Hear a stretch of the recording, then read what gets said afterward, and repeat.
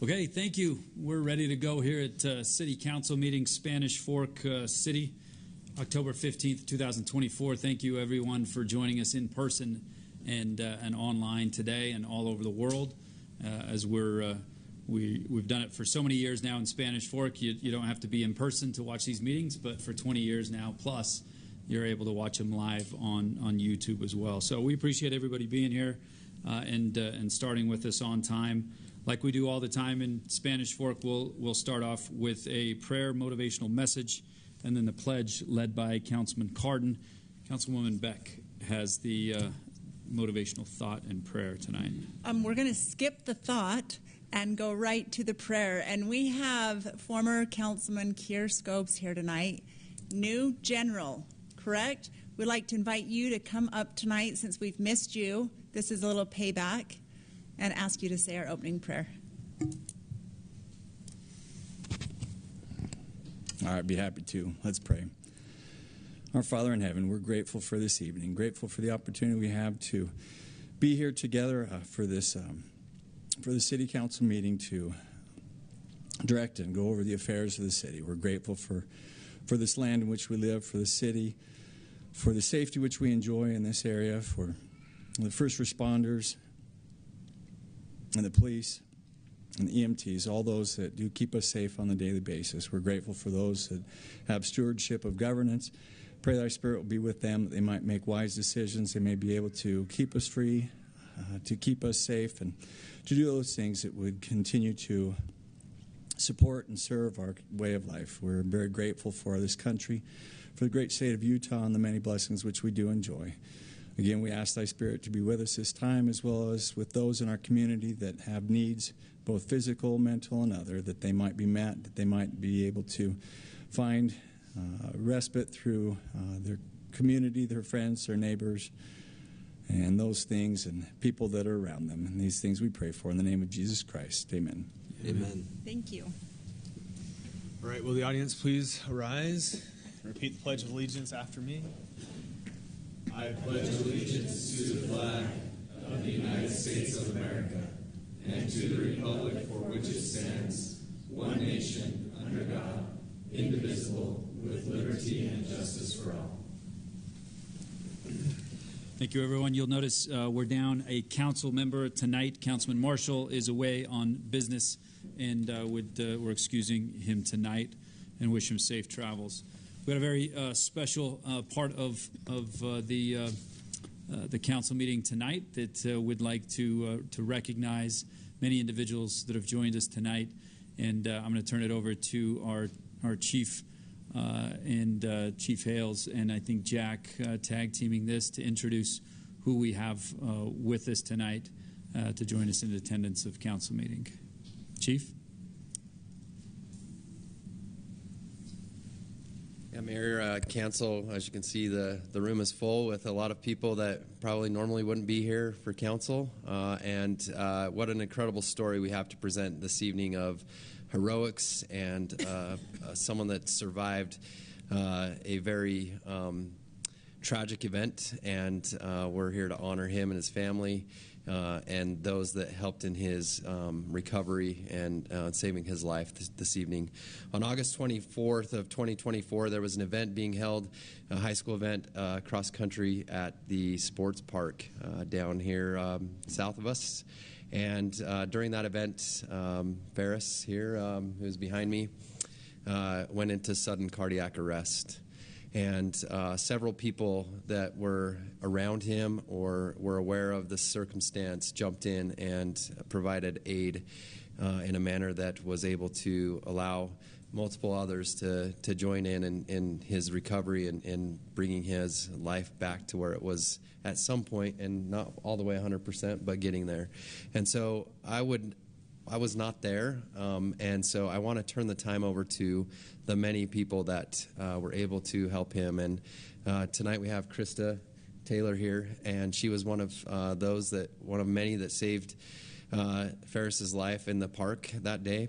And so I want to turn the time over to Krista to share her accountants of what happened there at the park prior to EMS arrival. And then I'm going to turn the time over after Krista to Chris Shields, who will share after Ferris was at the hospital and what happened there to get his recovery back to being able to be at home with his family. So, Krista, I'll turn the time over to you.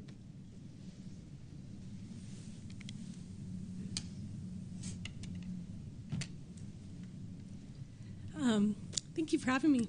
My name is Krista Taylor. I am a certified athletic trainer, and I teach at Maple Mountain High School. I teach all of the medical classes, particularly the class that's probably the most poignant to this scenario is the emergency medical responder class.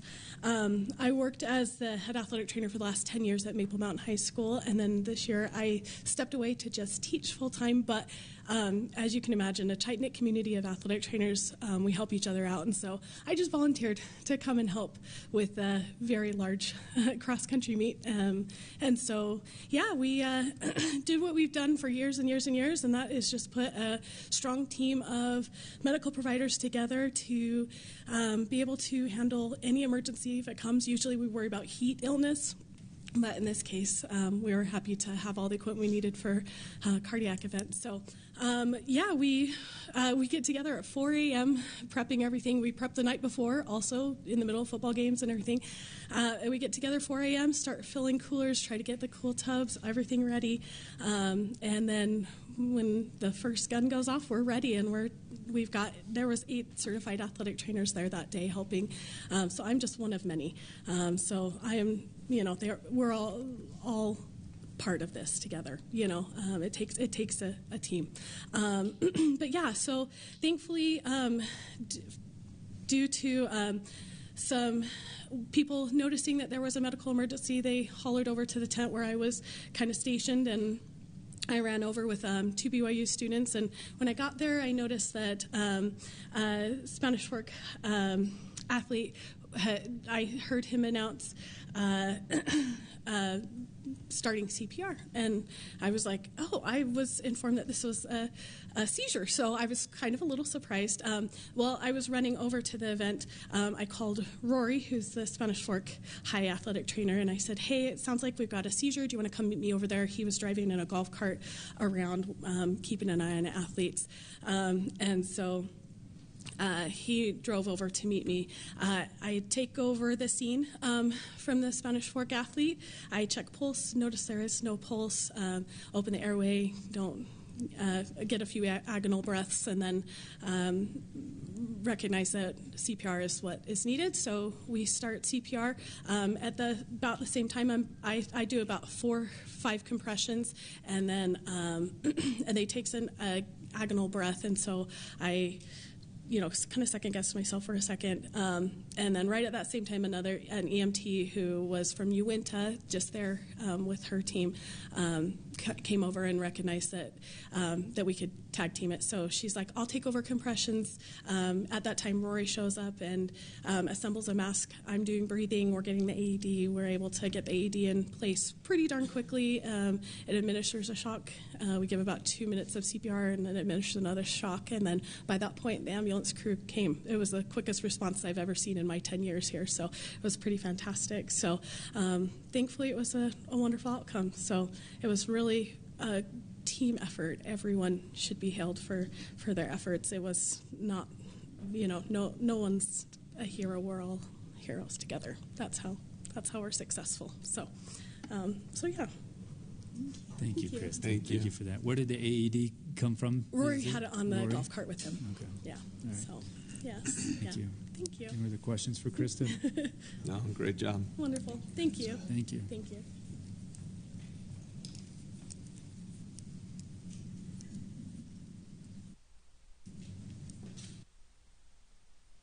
Thank you, Krista. That was an awesome experience.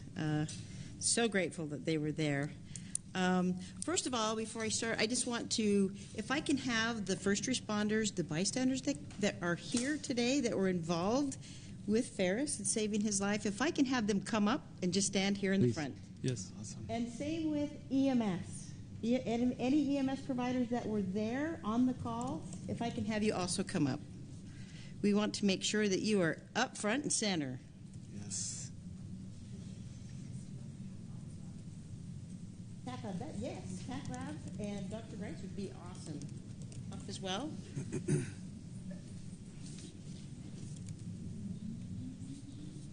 I know that there is more of you than that. Yes.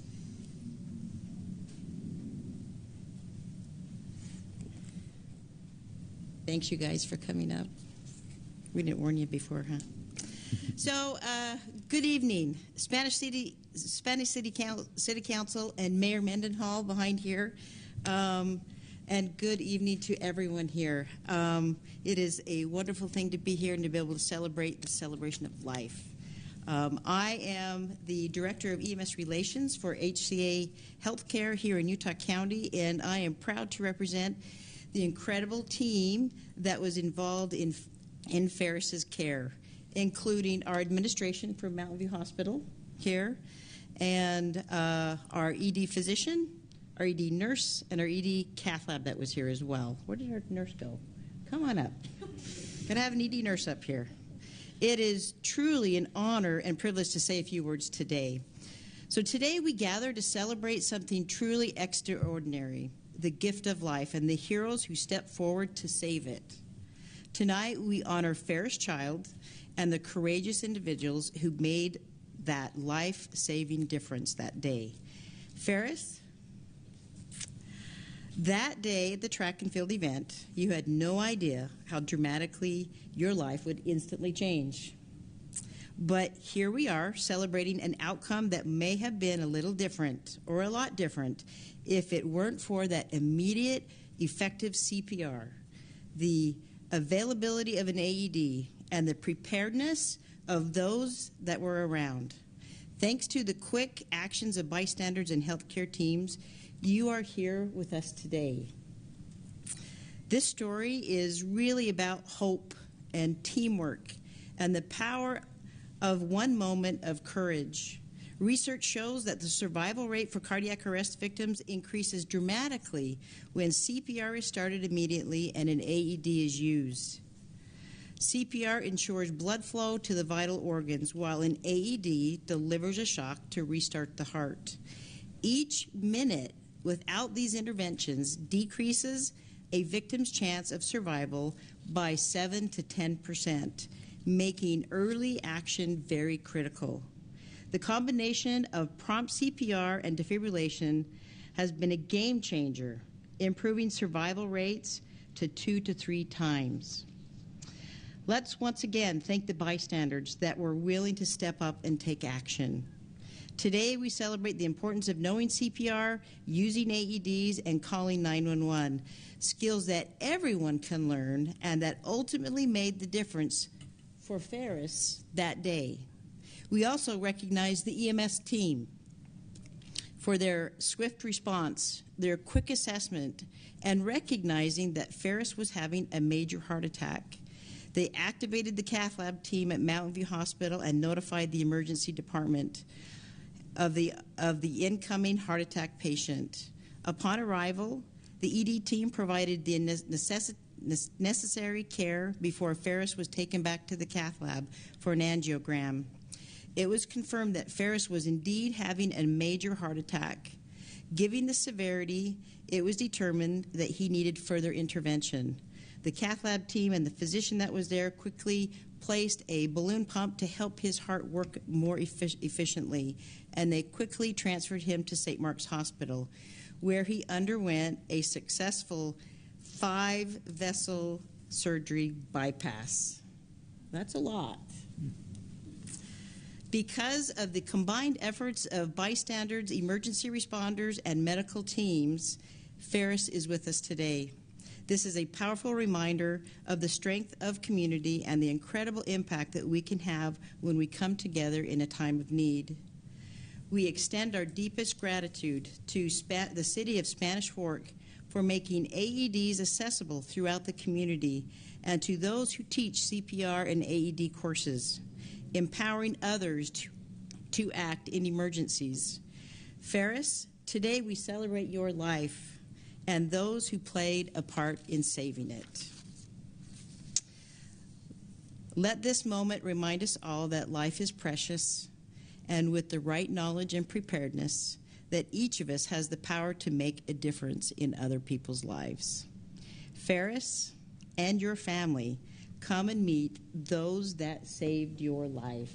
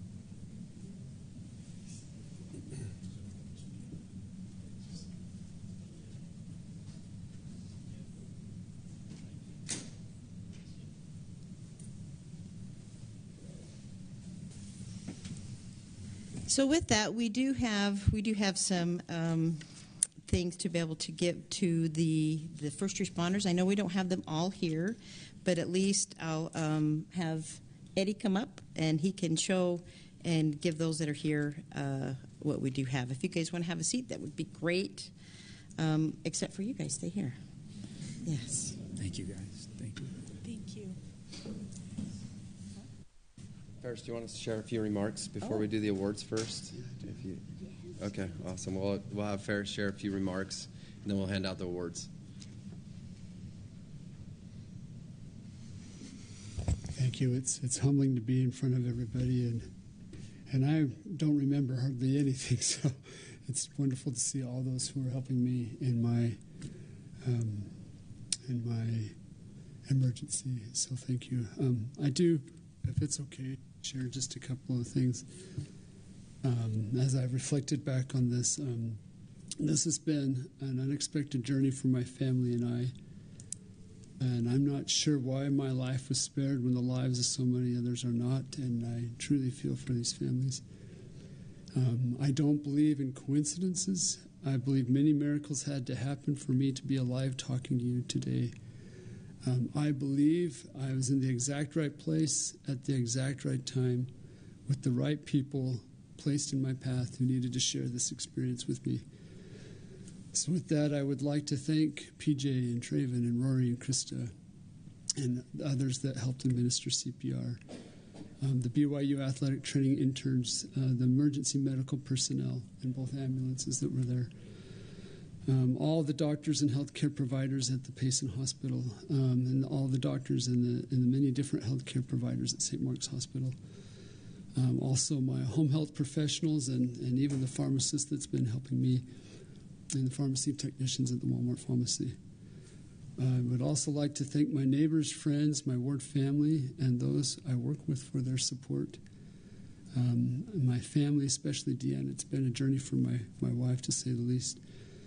And our children, Felicity, Caleb, Joseph, Seth, and Abby, and for all those who make up our extended family.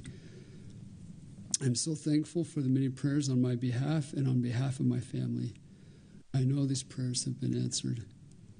Finally, I'd like to express my gratitude to my Father in heaven, our Savior, and for the Spirit that prompted those around me to act the way that they did. I'm not sure why I was spared, but I am truly grateful for all of those who helped me and my family on this journey, and for those who will continue to help me on this journey in the future. Thank you. Thank you.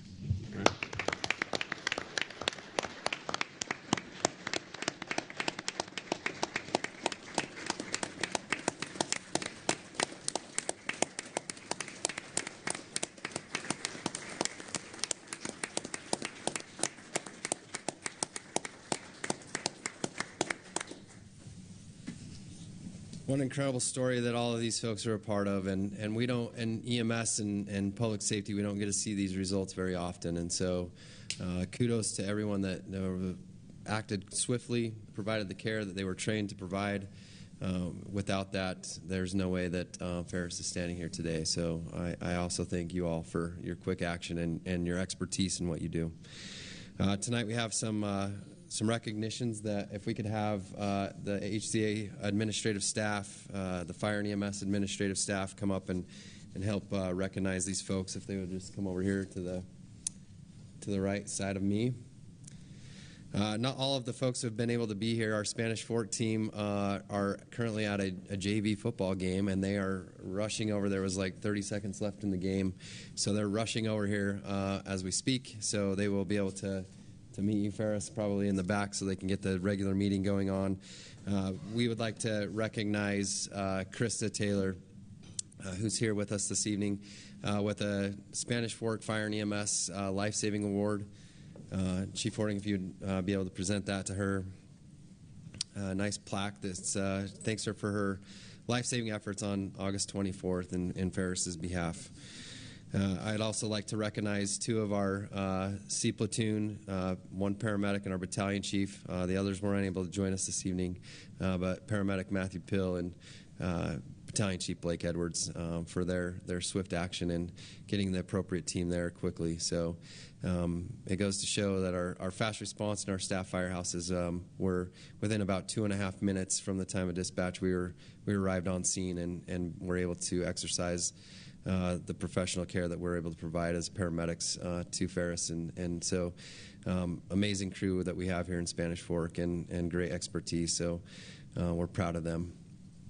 Also, that we would like to recognize the other providers that were on scene, and we will give those out when they get here. But Rory Eyring, he's the Spanish Fork head trainer.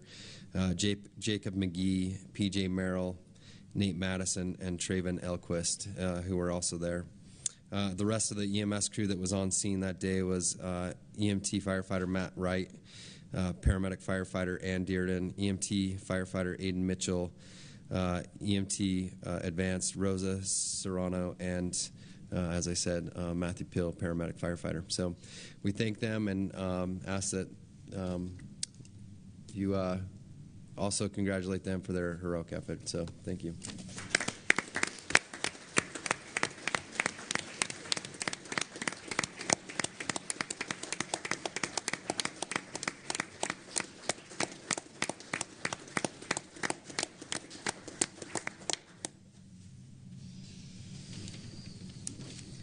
One more thing. So, as a tribute and a thank you and great work. I know we only have Krista here. We do have also awards for all those bystanders that were there as well. But I'll have my admin, Trista Taylor, and I've got something for you. And then we've got Matt Peel for EMS, and Matthew, right? Battalion Chief Blake Edwards. Blake Edwards. Battalion Chief Blake Edwards. There we go. And then we will get the rest to those that are not here. We will make sure we do that. Thank you for this opportunity. And I know the council would like to shake all your hands, so if you just want to start here and let the staff shake your hands for your efforts.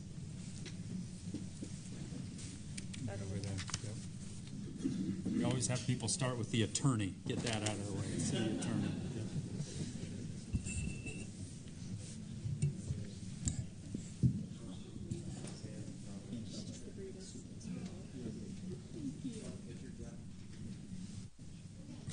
Yeah, so let's do a photo up here in front of the council. I'm hoping probably that we can get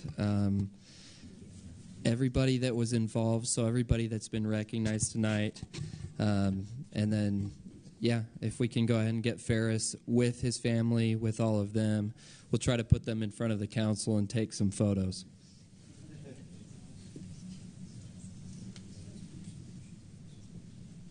You guys get where you need to get Ferris and your family, and we'll have everybody. Maybe not supposed to get too close to you, right? We're trying to.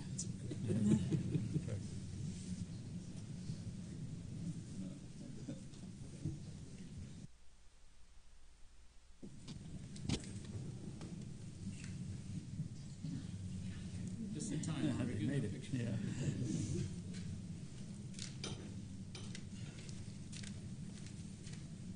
We're going to have to get somehow a little bit closer if we can. Maybe on the ends if we can overlap a little bit.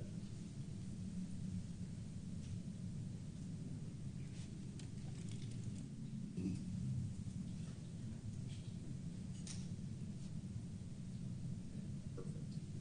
Now look at me. Face your bodies.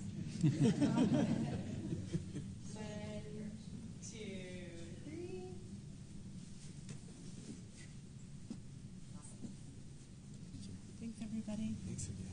Thank you for your time. Thank you. Thank you. Thanks for coming.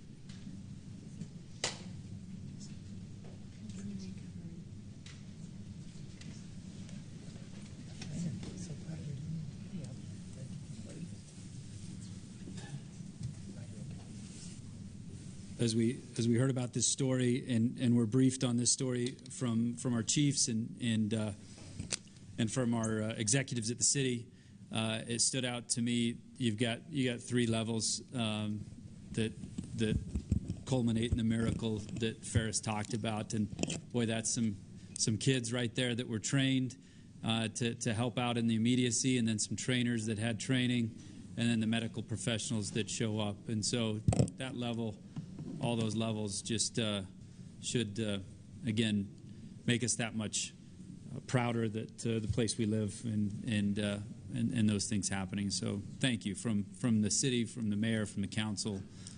Thank you for your efforts. That's quite the miracle to be able to be a part of. So very neat stuff. Thank you all for coming. Okay, anything else, council, on that? Pretty good way to start a meeting. That we get to celebrate a resident that's still here today. Very, very neat stuff. Okay, we've got another resident here that we want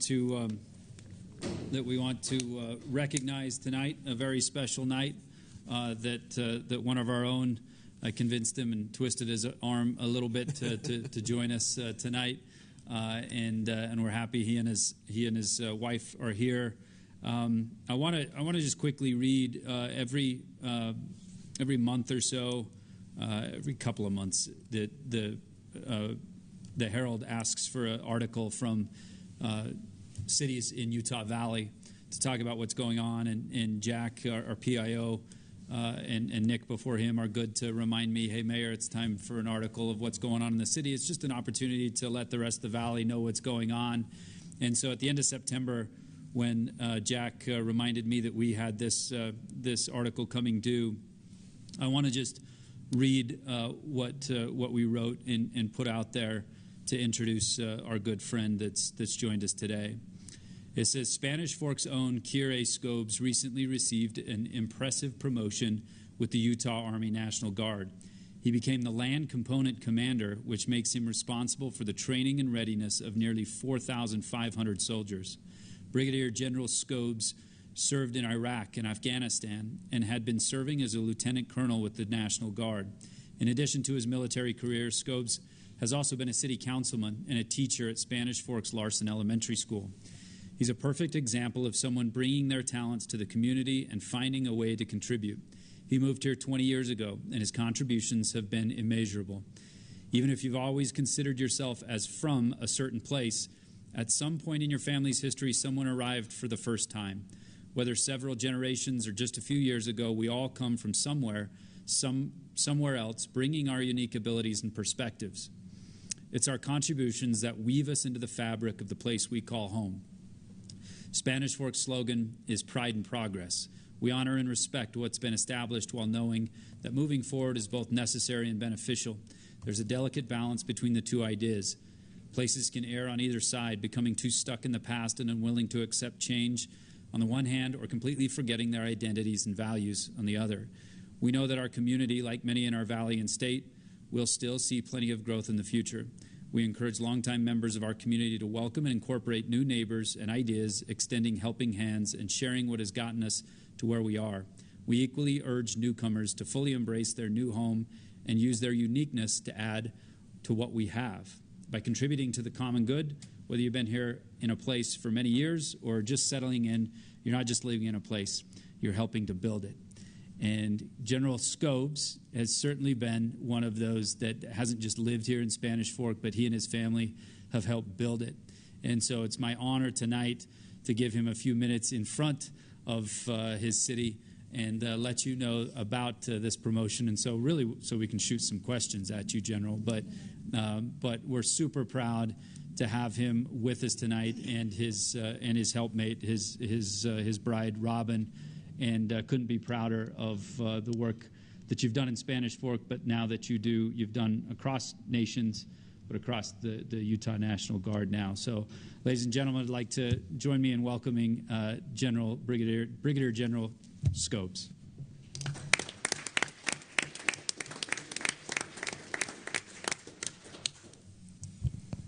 All right, well, thank you, Mayor, Council, staff. It's truly an honor to be here in front of you. Getting choked up just a little bit sitting there. One, because I don't know that all those accolades are necessarily warranted. But thank you, Mayor. Appreciate it. And then humbled just to be here again with family. Grateful to be able to have served with so many of you here and to have served this community. Spanish Fork truly is home. For those that don't know, not that this, well, I guess this moment is about me. I don't really like that at all. But for those that don't know, my wife and I, we moved to Spanish Fork in 2002 in September, roughly, and then in January of 2003, I was called off to Iraq. Our neighbors, the city, community, church, everything was so good to our family while I was gone for that year and a half. Later in 2008, 2009, I left halfway through the school year while I was teaching elementary school. And again, neighbors, community, families, the city, everyone was so good to my family while I was in Afghanistan for that year that upon returning, I asked, how do I give back? Someone had suggested politics, and I said, well, isn't that a drain on society if I do that? And they said, well, no, because we need good people to do it. And I was fortunate to be considered a good people and was fortunate to be elected to 3 terms and to be able to serve the city and with many of you for that time. So that's really enough about me.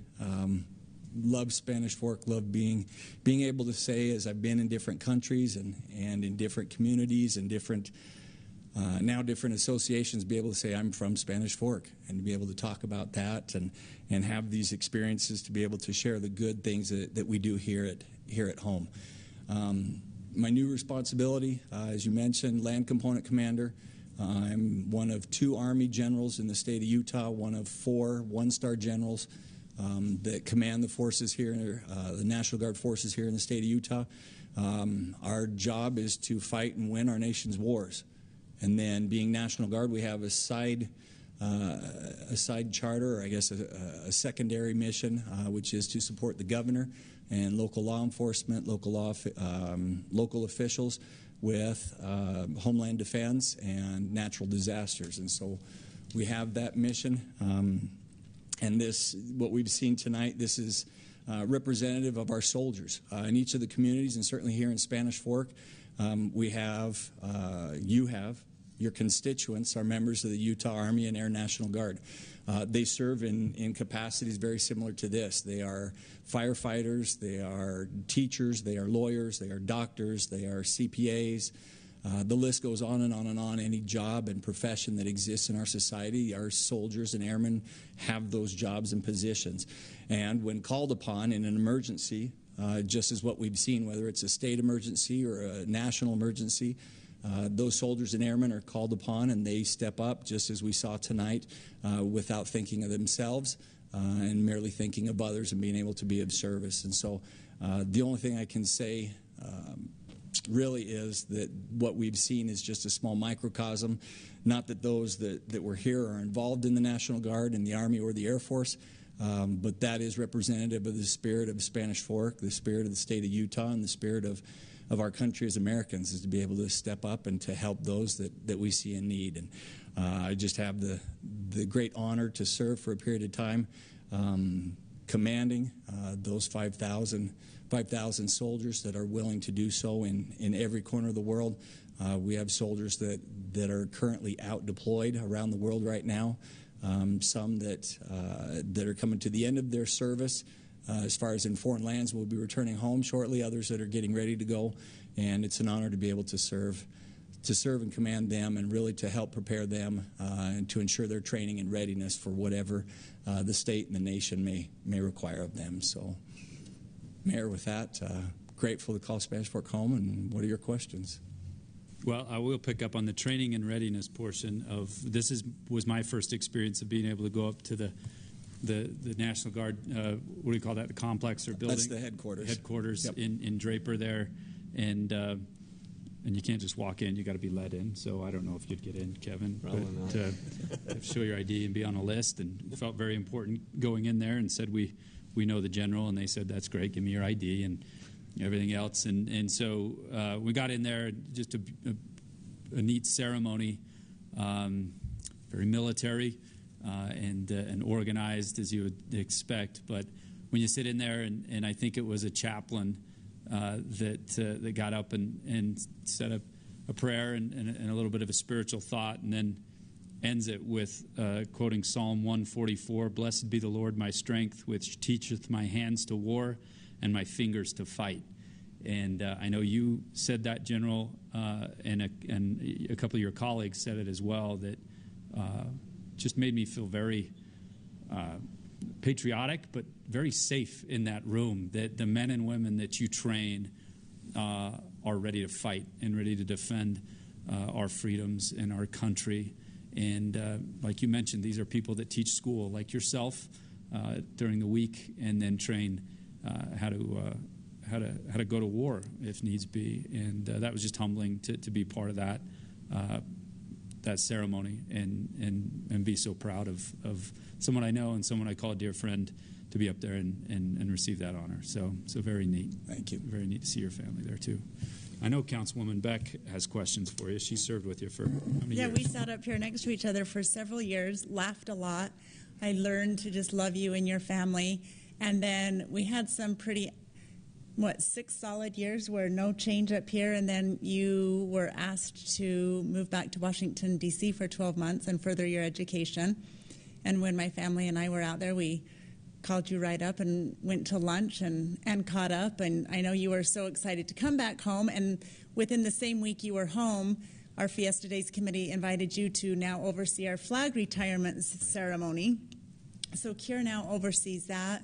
And I know you juggle a lot and you're busy. And I've seen the workings of your mind just a little bit. And you're very analytical, but also so relatable and so human and fun to be with and loving. You have a big heart, and I'm just so proud of you. So thank you for serving in the past, and thank you for your future service, Kier. Thank you very much. You guys were on the Planning Commission while Kier was on the city council, and right? you approved everything we recommended, yeah, right? So he was, No questions ever. So, Kier, I would just say this. I don't have a question, but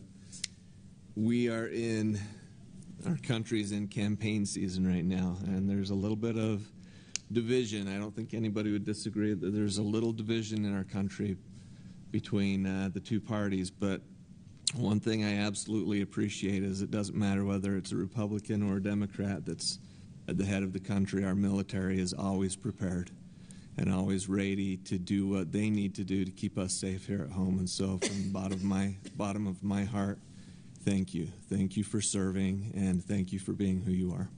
Thank you.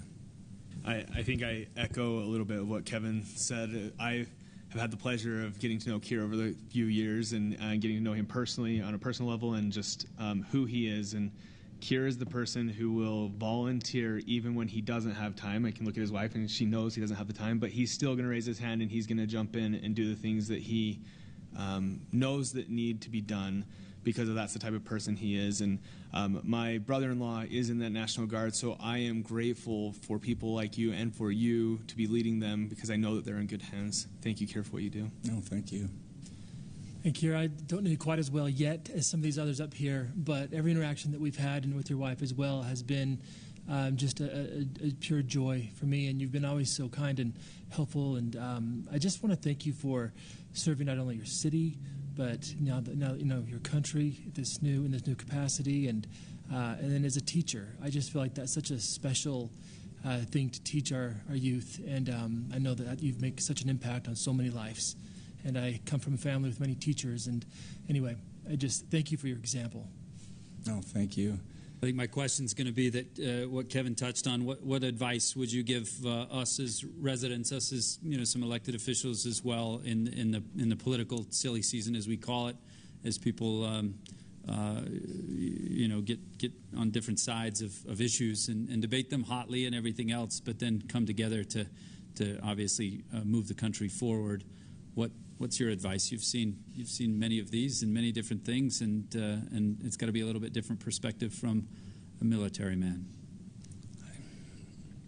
I think what comes to mind first, I'd like to, if I may, Mayor, just deflect a little bit I've been given opportunities to be able to serve in lots of roles and capacities, and it's really just that I've been given opportunities. The people that really make things happen and make things work are in the Army, certainly the NCOs, the non-commissioned officers, our sergeants, our privates, are the junior officers, our warrant officers that are specialists in their jobs.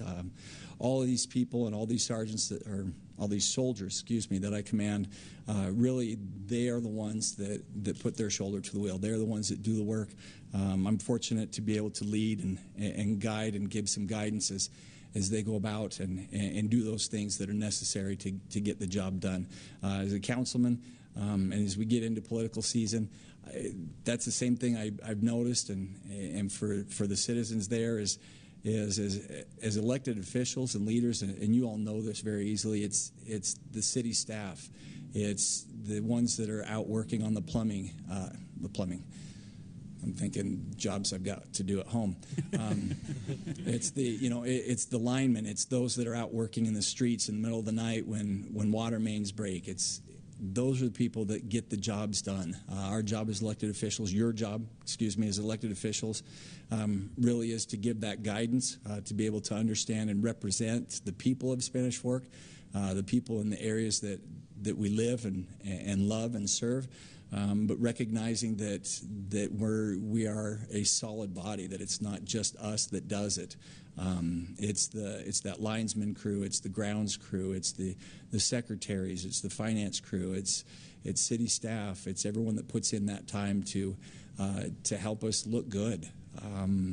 Not that we're not working, but as a general, they help me look good. I'm just merely there to represent them in meetings, to be able to give guidance, and to be able to make the hard decisions when those hard decisions are necessary. And that's nothing new to you as a council.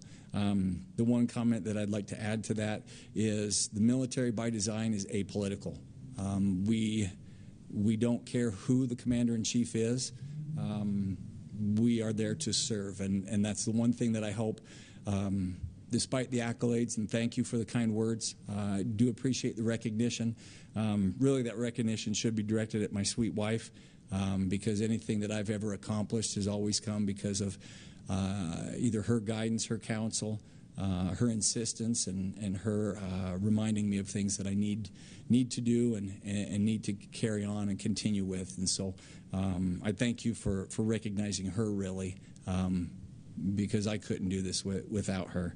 But I would say that the one thing I want the citizens of Spanish Fork to take away is that the soldiers and airmen certainly are ready and capable, are trained, and are willing at a moment's notice to do what's necessary to keep us here in the state of Utah safe and in our nation safe, irrespective of who the president, who the governor, who the mayor, and anyone else is. We're apolitical by design, and we want to make sure that the citizens know that we are there to be trusted for all and any matters of their safety and security, and that's why we exist. That's why we're here. You mentioned the political nature of the world and especially our country right now, and that's one thing that I hope that the citizens take away is that the members of the Utah Army National Guard and the Utah National Guard in general are here to be that calming influence, that light on top of the hill, and that beacon that regardless of the political climate of our country, we are here to fight and win our nation's wars and to keep us safe here in the state of Utah. And so unless you have other comments or questions, thank you so much. I appreciate it. Well, we just want a picture with you and your sweet wife, if that's all right. And these guys would like to shake your hands, I'm sure, many times over, and would like to celebrate you. Thank you, General Scopes. Appreciate thank you, Mary. Thank you.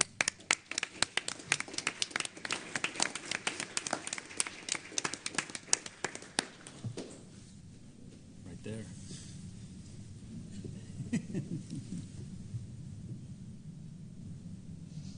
Perfect. Get out there. The news probably wants to see who's important.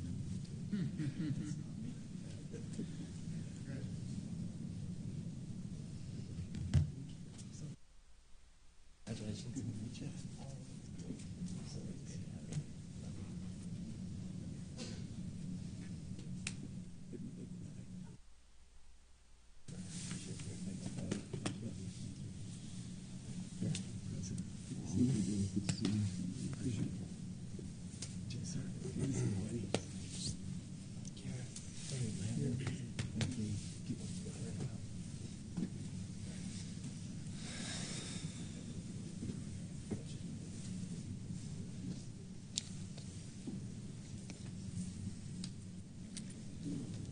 Pretty good way to start a meeting here in Spanish Fork City Council.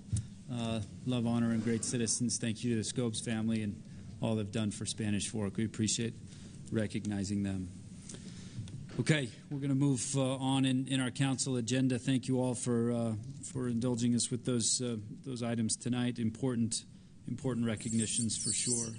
Item 4 on our agenda is the public comment section of our agenda. I'm going to read a platform, a statement that before we go into public comment that we just want to make sure is a normal occurrence here in Spanish Fork City, in keeping with our long-standing tradition of running effective and respectful meetings in Spanish Fork, which we've always done for generations, as long as I've been watching council meetings. And we'll just try to formalize this and make sure these statements are read before public comments. This is the public comment portion of our council meeting. To ensure that we can hear from everyone who wishes to speak, I've got 4 bullet points just to go over. Please limit comments to 3 minutes. Please don't be repetitive. Please refrain from any applause or disruptive noises. And if comments include questions, we'll address those after the public comments. I can do a better job of that as mayor. When you come up here for public comments, if you ask a question, we're going to kind of let everybody finish asking their questions so we can answer those questions after the public comment section's over. In the city of Pride and Progress, we believe that every person deserves to be treated with dignity. So as you come forward to share your thoughts, we ask that elected officials, city staff, and community members engage with mutual respect and a willingness to listen. We're here to understand your perspective, recognize that there is always more to learn from each other. Let's keep that in mind when we're a part of the same community, sharing the same neighborhoods where we live and raise our families. I think in the political climate we can get in, too many people are talking past each other. And here in Spanish Fork, we like talking to each other and being respectful of each other's opinions, even if they differ. So that is going to be read when we go into public comment section here in the future in Spanish Fork. So we'd like to open it now for public comment. Anybody that would like to address the mayor and council for any items that are later in the public hearing section, you can certainly get up at that time. But anybody that would like to generally address the mayor and council, you're more than welcome to at this time. Even after I read that? You put a damper on it. Oh, okay. They don't want to come up. All right. Okay. All right. No public comments at this time. We're gonna move on to council comments. We'll start with Councilwoman Beck on this side, and move our way down to Councilman Took on that side, if that works. Thank you, Mayor. I've been out of town for the last couple meetings, so it's good to be back. There were just 3 things. Of course, Fiesta Days, we're meeting there monthly, and we have invited Gary and Lindsay Coffey to be our incoming executive chairman. They will be volunteering on the Fiesta Days chair for the next 3 years, and they are energetic and just full of ideas already. They've only been to one meeting and already have some good feedback and are jumping in with both feet. So we appreciate their time that they'll be committing to serve to our community. We have 2 more weeks left for nominations for Yard of the Week. It's been such a fun project this summer to recognize the individuals throughout the city who are working hard on their yards, and we are extending that through the end of the month. So thank you, everybody that is out there nominating. It's really easy to nominate yourself or your neighbor, your parents, a friend. You just hop on our website and put Yard of the Week in the search bar. It'll bring up the nomination form, and we only have 2 more weeks, and we'll wrap up this season. And then the last thing, I'm sure Landon will comment on this. I want to thank the Chamber of Commerce for their incredible South Valley Business Summit last week. It was held over in Provo at the Marriott.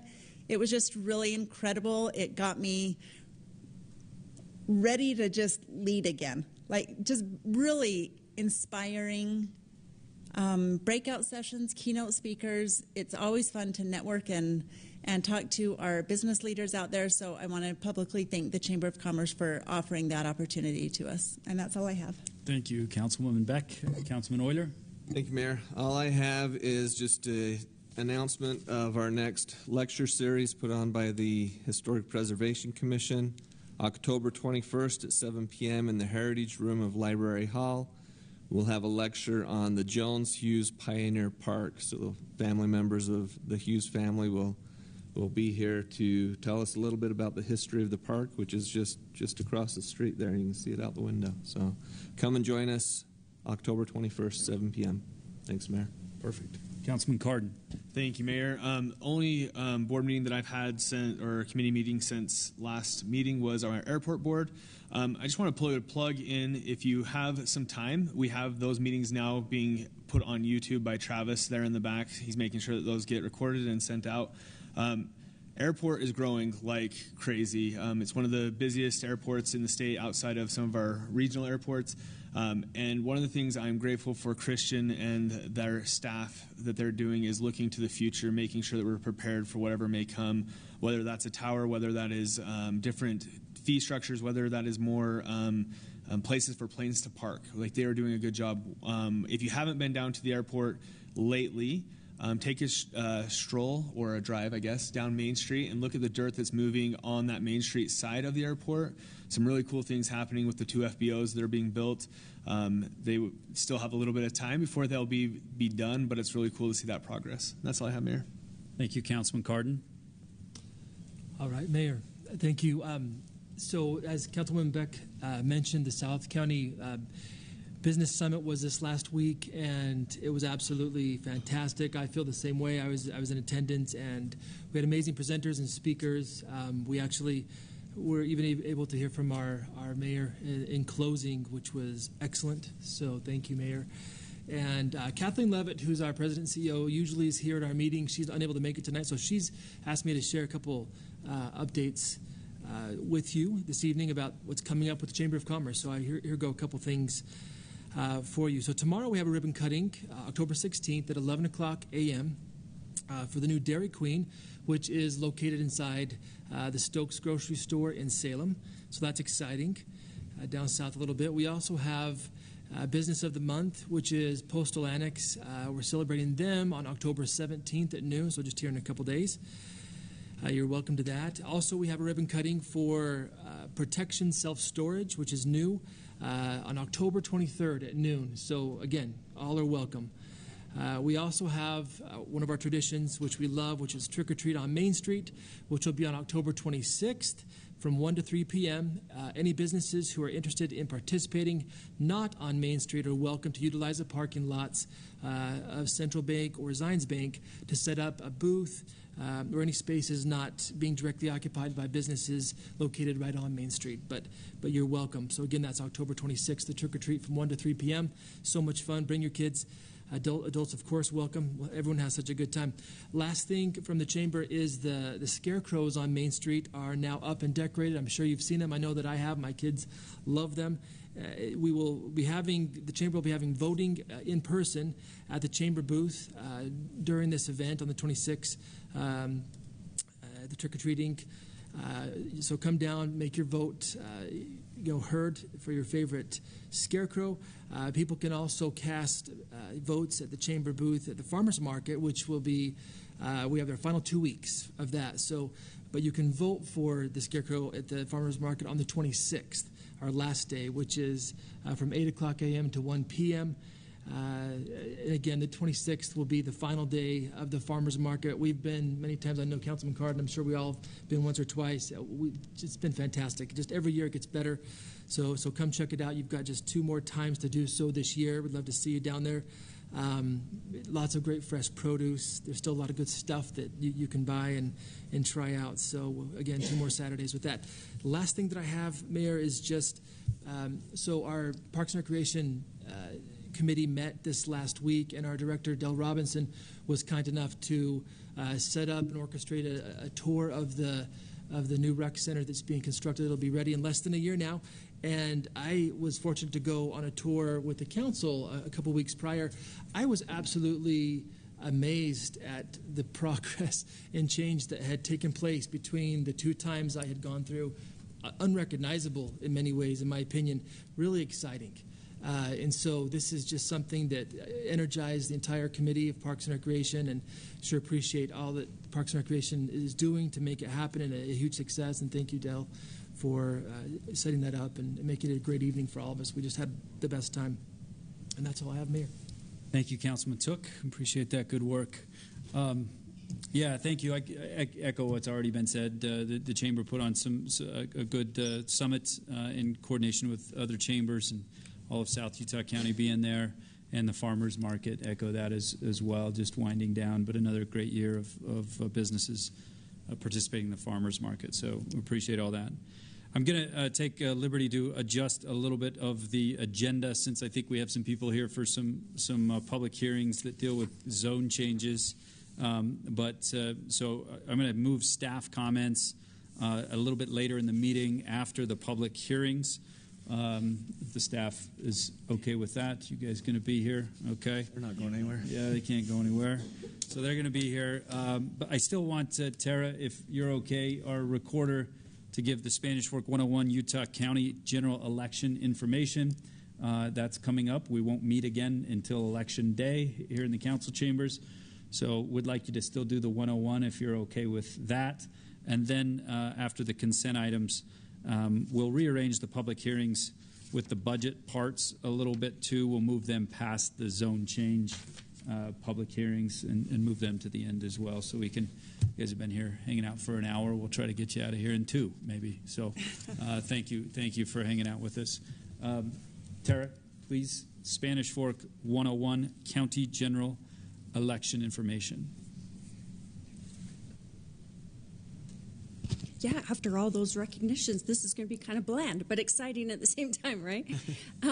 So I just received a text message today saying that my ballot had been sent. So I don't know if residents know, but they can sign up with the county for ballot tracks. So it's TRAX, and it will actually track your ballot. So it will tell you when it's being sent to you, it will tell when they received it from you, and it will tell you when it's been counted. So if that interests you, I just got a text today. So that's exciting.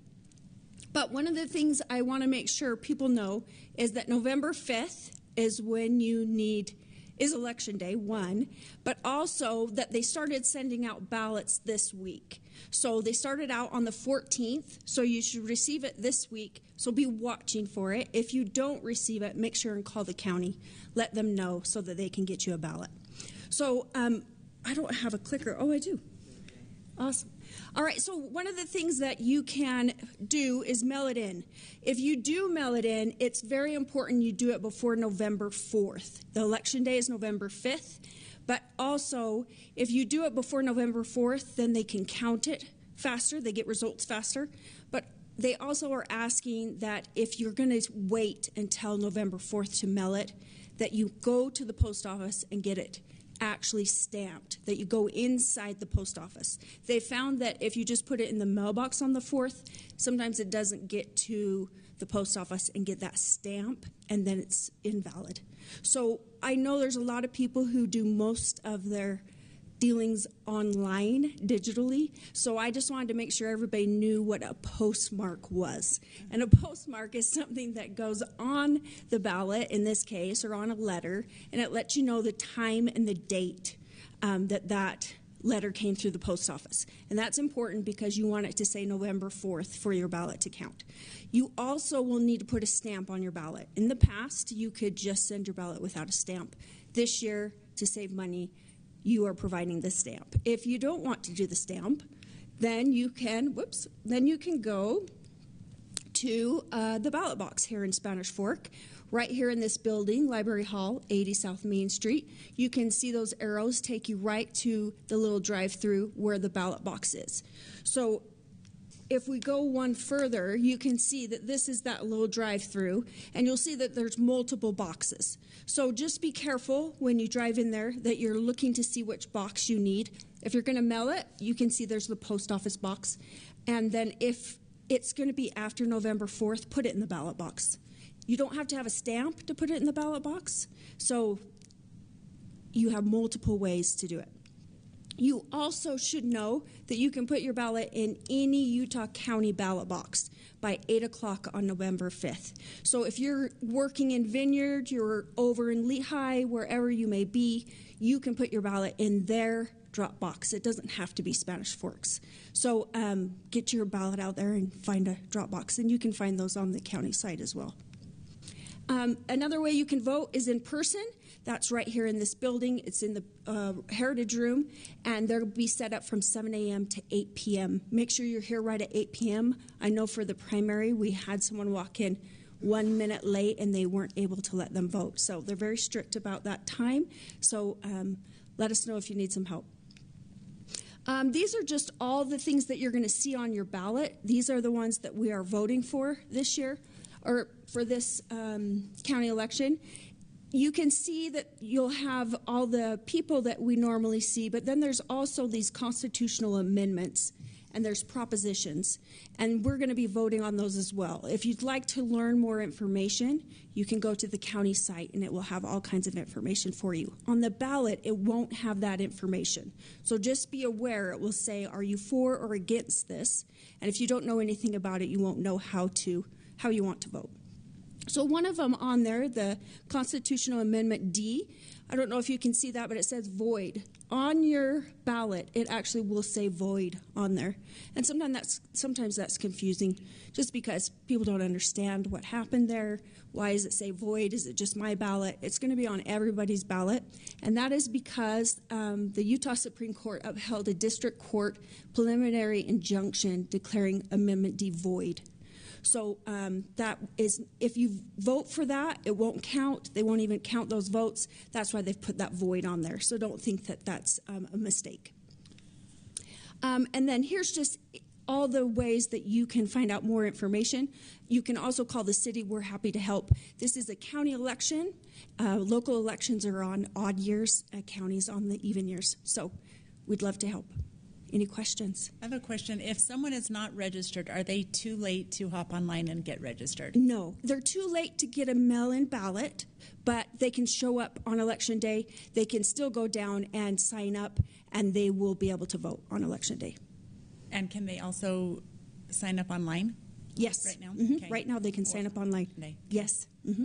Location, if they wanted to vote on Election Day, where will we have that in Spanish Fork? It will be right here in Spanish Fork, right in the Heritage Room, right next door.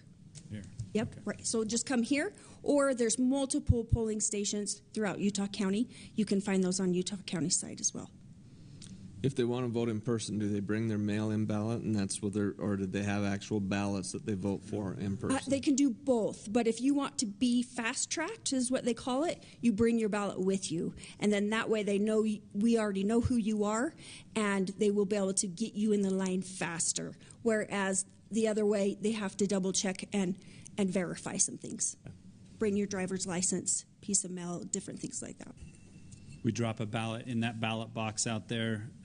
Is Tara picking them up later that night and sifting through which she likes and which she doesn't like? No, there's high, strict things that they have to do. There has to be two people. They weigh the bag. They weigh the mail when it leaves, when it gets to wherever it's going to. They have very strict protocols. If someone was to put a ballot in one of the other boxes that we have, maybe it goes in the library drop box accidentally. One year, someone dropped all their mail in the ballot box, and we had to sort that through. But we then have strict protocols where we have to go out, record it, send it to the county, and say, this is what we did, this is who's involved, and this is the ballot, the actual ballot that we moved from one box to the ballot box. And they come and pick those up at 8 o'clock sharp on Election Day as well. Thanks for the updates. Yeah. We should have confidence that our vote is counted if we're voting here in Spanish Fork. Yes, absolutely. Absolutely. Thank you. Tara, we thank you for your professionalism. It's not an easy job you got, but you do it really well, and thank you for doing it. Thank it's you. An important position. Thank you. I appreciate it. Appreciate it. Thanks, Tara. Okay, good 101 leading up to the county's general election. We're going to pause a minute before we go to the consent items. We do have a couple of the students, I believe PJ and Traven, that joined us late out in the hall. I don't know if somebody can grab them. I think they're being interviewed right now. I think on camera. Well, oh yeah. Spanish Fork is PJ's more important. Come on, guys. We'll go trap them. Okay, well, They're shaking hands. He's done. Should we jump up Let's and down just and keep wave going. him in? Let's keep going. Okay. I'll have them pop their head Thank when you. they're done. Thank you. We'll have them pop in when they get a second, but we want to recognize the youth when they perform something like that, and so it's good that they're here. We'll move. Number 8 is consent items. The minutes from the previous meeting and the Spanish Fork AT&T antenna lease. If there's no other questions about the consent items on the agenda, I'd entertain a motion. I move to approve the consent items A and B. Second. Motion made by Councilman Cardin, seconded by Councilwoman Beck to approve the consent items. All in favor say yes. Yes. Okay, consent items are approved. Takes us to the public hearing portion of the agenda. Like we discussed, we have the A and B are revisions in the city budget. It's going to take a little bit for those public hearing situations, and I think we have some people that are more along the land use zone change public hearings. So I'm going to move A and B down the list and start with C, ordinance for the Denali zone change, and we can get the briefing from Mr. David G. Anderson and then open it up for public hearing. Mr. Mayor, thank you. This proposal would change the zoning on some property. It's on 300 West, just south of the new Mountain Country Foods plant there, plant number 3. It's just over a 2-acre site there. We're close, but not exactly. So let me start with this. This is a zone change proposal to change the zoning from Industrial 1 to Industrial 2. And in order for the applicants to be able to do what they want to do on this site, which is to manufacture concrete products, there are 2 actions that need to take place. One is to have the council change the zoning to Industrial 2 because that particular use is a conditional use in the Industrial 2 zone. It is not permitted in the Industrial 1 zone. So that being the case, it's on your agenda tonight to consider changing the zoning. Now, another part of it, like I mentioned just a second ago, it's a conditional use in the Industrial 2 zone. So the Planning Commission, when they reviewed the proposal for the zone change, to make a recommendation on that, and they did recommend that the zoning be changed to I2, they also approved the conditional use to manufacture concrete to manufacture concrete products on the subject property. And that approval that they took as the Land Use Authority on conditional uses is simply contingent on the council approving the zoning tonight. So if the council, for whatever reason, isn't comfortable to ultimately approve the zone change, then the Planning Commission's approval of the conditional use is basically just void. Does that make sense? So second part here, again, the Planning Commission has recommended that the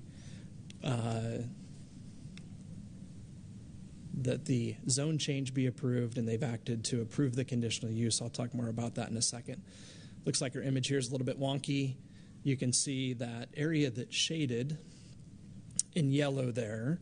The street that is on the west side of that, that's 3rd West. These are the railroad tracks there that are just west of Nature's Sunshine, which is off the image a little bit there to the right.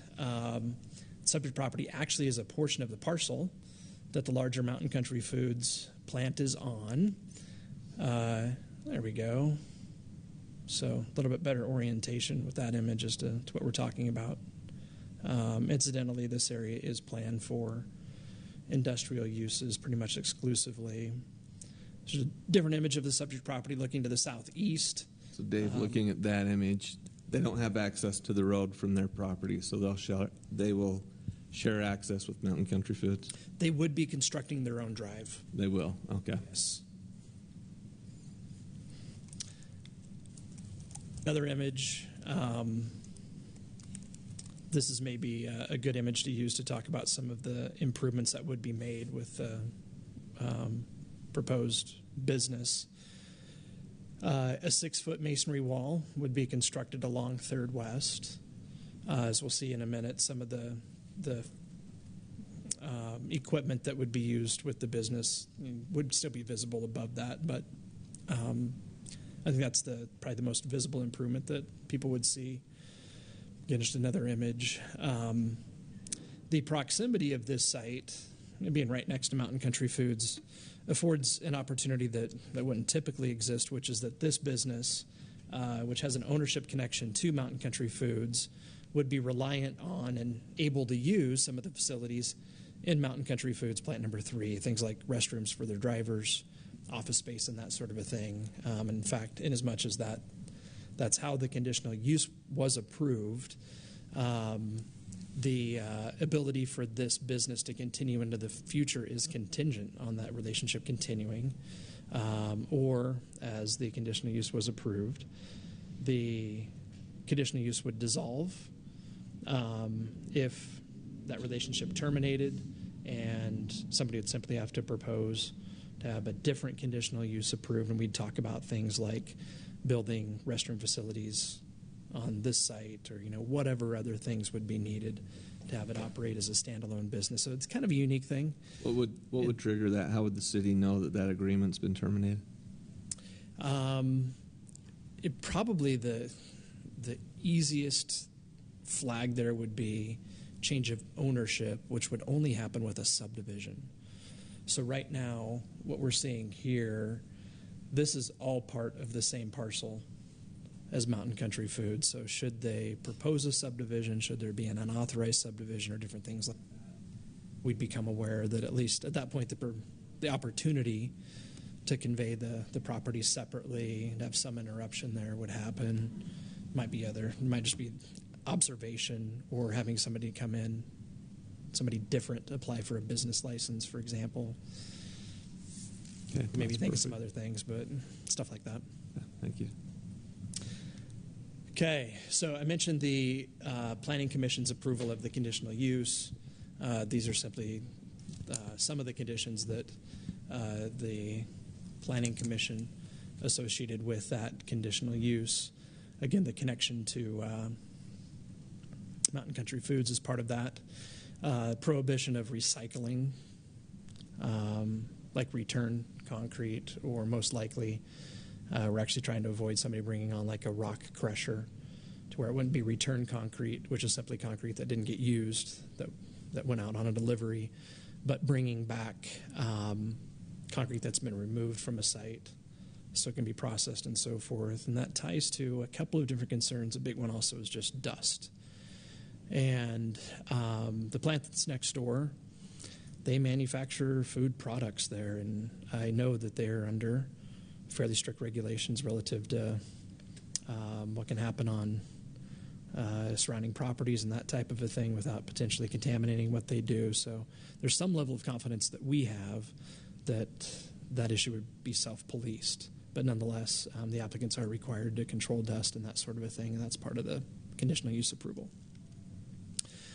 I'll go to this image. So just zeroing in on the site that's actually under consideration for this evening, it's just what's outlined there in black. So if approved, that property there would be changed from the Industrial 1 zone to Industrial 2.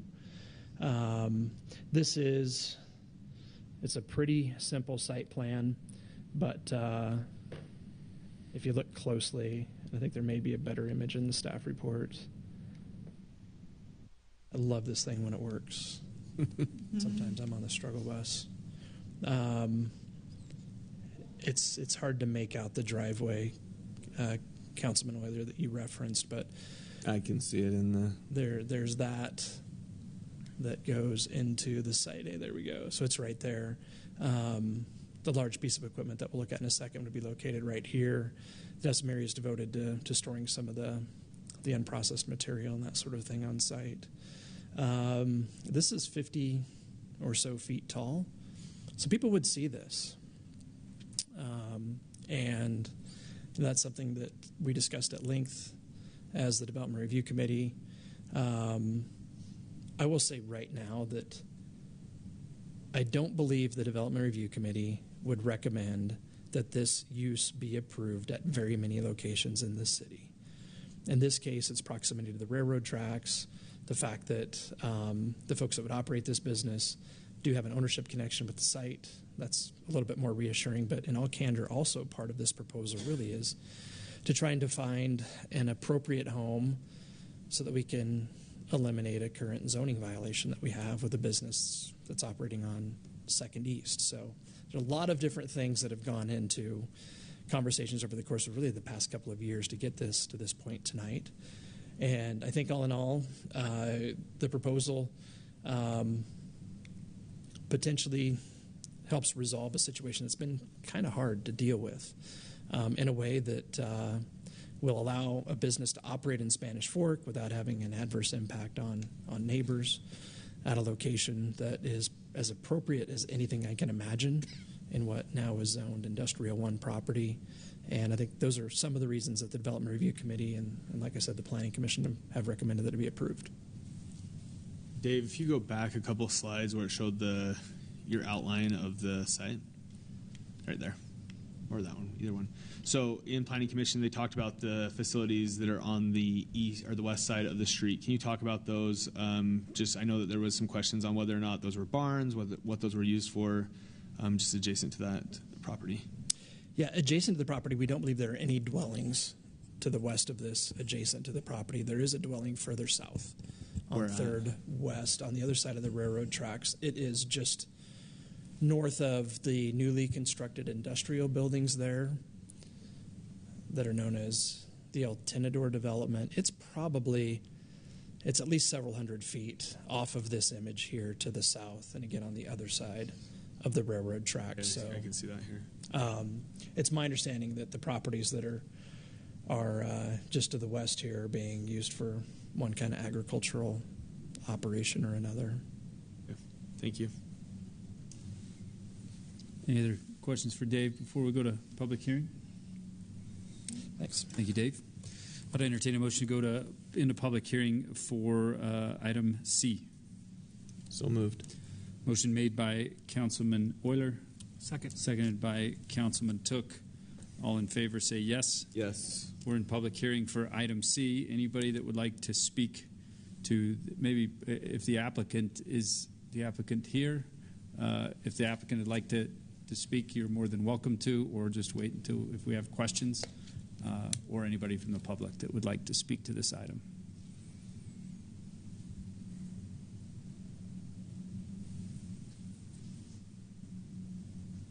Put that picture up on this side over here. My name's J. Merrill Hallam. We own property on the west side of 3rd West, right adjacent to this proposal. I've got a couple of questions, and this is probably protocol questions. So the zoning is advertised for a change, and I'll direct this to Dave. So I think by law, if you're within 500 feet, you have to notify the adjoining property owners. Is that correct? Everything within 300 feet. 300 feet? Uh-huh. Okay. So that's why I came tonight. But I think, we talk about a zone change, and we talk about a potential use there, but the site plan, I don't think, has been approved by DRC, has it? Or why would it be if it hasn't been rezoned to that? The DRC has approved has approved the improvements that are referenced on that image that we looked at earlier. So the next step, if the council were to approve the zone change, okay, but that doesn't seem like how it should be. It should be zone change, then it goes to DRC to look at what they've produced. This makes the appearance that the assumption is this is going to get changed. And if you look at the site plan, they've already started construction. They've poured the slab where that 50-foot tower is going to be. So how much can they do on the site before they get a zone change, building permit, or whatever? How much is allowed before that building permit is issued? Want me to answer that? Sure. Okay. So it's very routine for applications to be reviewed concurrently and to have, like I described earlier, for example, the Planning Commission to act on something and have that approval be contingent upon some action that the City Council would need to take. We do that for a lot of reasons. Most of all, it's just we're trying to be pragmatic and to make things as straightforward as we can. Relative to an applicant, for example, being able to pour a concrete pad on their property, there's nothing that would stop somebody in Spanish Fork from doing that whenever they want. So there are a lot of things that people can do without the city's approval. Ultimately, in this case, we would not be able to issue a business license for an applicant to do what we're talking about here tonight without having the conditional use approved, the zone change in place, obviously, and having them install all of the improvements and otherwise meet all of the conditions that are associated with the conditional use. And frankly, I think we're on our way towards being able to do that, but that stops entirely in its tracks if the city council is not comfortable with the zone change. Thank you, Dave. Okay, so if you were the property owner or the developer, okay, and I can say it appears because they have done all of that construction, the site has been leveled, compacted, the concrete's been poured, it's a huge slab, it's got steel in it. To me, the assumption by the property owner, the developer, would be that that is all going to be approved. Correct? What are you looking up here for your wanting coaching, Dave? I take direction from the people that are running the meeting. Jay Merrill, maybe the applicant could answer that question. That's not a question. Maybe you're asking our staff to speak for the applicant on what they might assume. I'm asking why would that be done to that point? Okay, I'm just asking as looking on that. The other question I have is, so it's advertised, we come here tonight, and we look at that, but we don't know, okay, because this is decided in DRC, what other effects that site plan, whether road, utilities, drainage, is going to affect that property right there. So DRC approves something that might be negative to us on the west side. We have no idea what's been approved, what the plans are, and then we just get, okay, whatever they give us. To me, the zone, I don't have a problem with the zone change, but I think the property owners that are going to have this down there need to be invited to DRC. And if we don't know when it's on the agenda what's going on, it goes on without our knowledge of what's going on. And so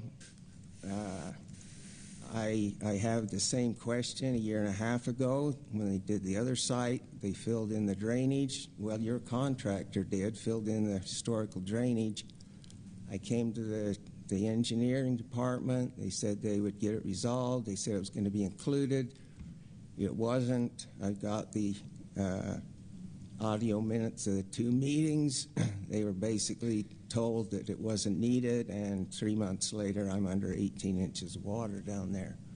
Had I been invited, okay, to the DRC meeting, it would have been a whole different story. And Corey Pierce was down there when it all started. I've had several discussions with Chris Thompson, but there are real issues with that kind of stuff. So I think in the best interest of everybody that DRC thing, it needs to be advertised to those property owners as well that are going to be affected by those things. Roads, I noticed there's a road out of there. What's the distance from the railroad that outlet can be, Dave?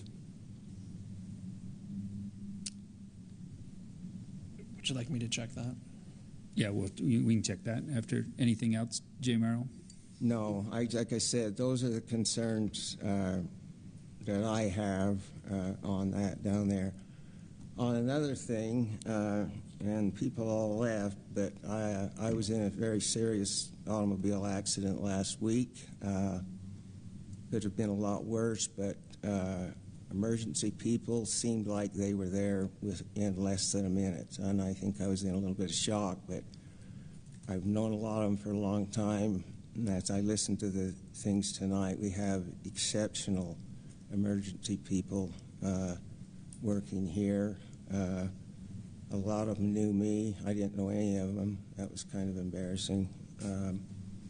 But Chief Johnson, if you'll express that to those departments and those people, they took control of that situation like professionals. I mean, it was just amazing what they did in a few short minutes. The other thing, and Keir left, but I know he was instrumental in the trail system here, and I think that's been a great addition. It gives people a place to walk and bike that's not out in the traffic, makes it safer for everybody in the community. Okay, Thank you. Appreciate that, Jim. Thank you. Anyone else for item C? Okay, seeing, yes. Maybe we can ask those questions at the public hearing close and need your help. Anybody else from the public for item C? Okay, I'd entertain a motion to go out of public hearing. So moved. Second. Motion made by Councilwoman Beck, seconded by Councilman Cardin to go out of public hearing. All in favor say yes. Yes. Okay, we're out of public hearing. Mayor, before maybe we answer questions and deliberate, I think the 2 students are here and available in the back. Let's grab them. Let's grab them before we. Did Rory leave? See him out there? Maybe we'll just call. Is it? Let's see, PJ and Traven. Is that right? Come on up, guys. This PJ and Traven. You've had your chance to explain yourselves to the media. Now you got to explain yourselves to the council. So, yeah. First of all, thank you for what you've done and celebrating a man still being alive in our communities. Pretty big deal, and that big deal doesn't happen without you guys being first on the scene. So, anything you want to tell us that you haven't added that we're all going to see on the 10 o'clock news yet? Go Dons. Go Dons. Go So you guys are both down there running. You guys cross country running, right? Yeah. This was my first year. This is my second year. What grade? What year are we? Juniors. Juniors. Both juniors at Spanish Fork High. Step up to the mic. We're getting told they want you on TV lines. Yeah. Okay, so juniors at Spanish Fork High running down at the sports complex, and you come upon Ferris. Yeah. So we were watching other people race because it's just constantly racing, right? And we were going last, so we had about an hour, 30 minutes. It was 30 minutes. You were last. You're not very good runners, or you were.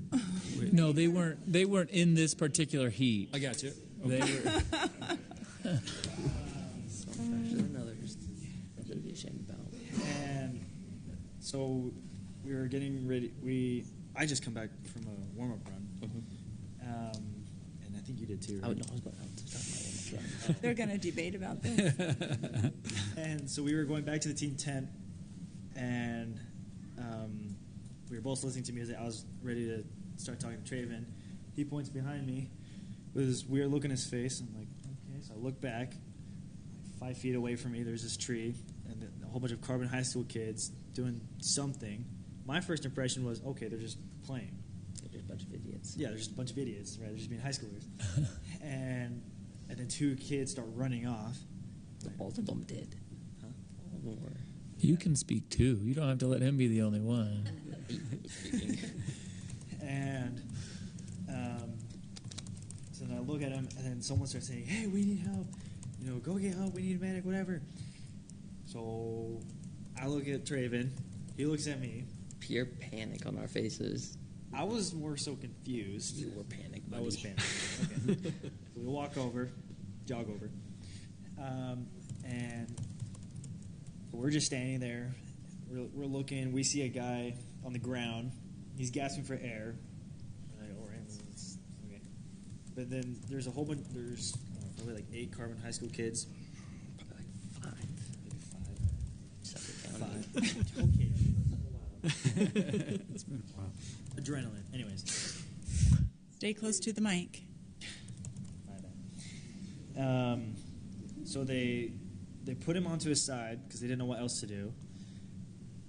They were clearly trying to help, and so they're like, who's calling 911? No one's calling it. So I turned to Traven. He's already walking off on the phone. I'm like, okay, so that's settled. So I get down and I'm trying to think. I'm like, okay, he's not breathing very well. He's not seizing, so it's not a seizure. I don't think it's hot enough to be a heat stroke. He's making funny sounds. I think it's cardiac arrest.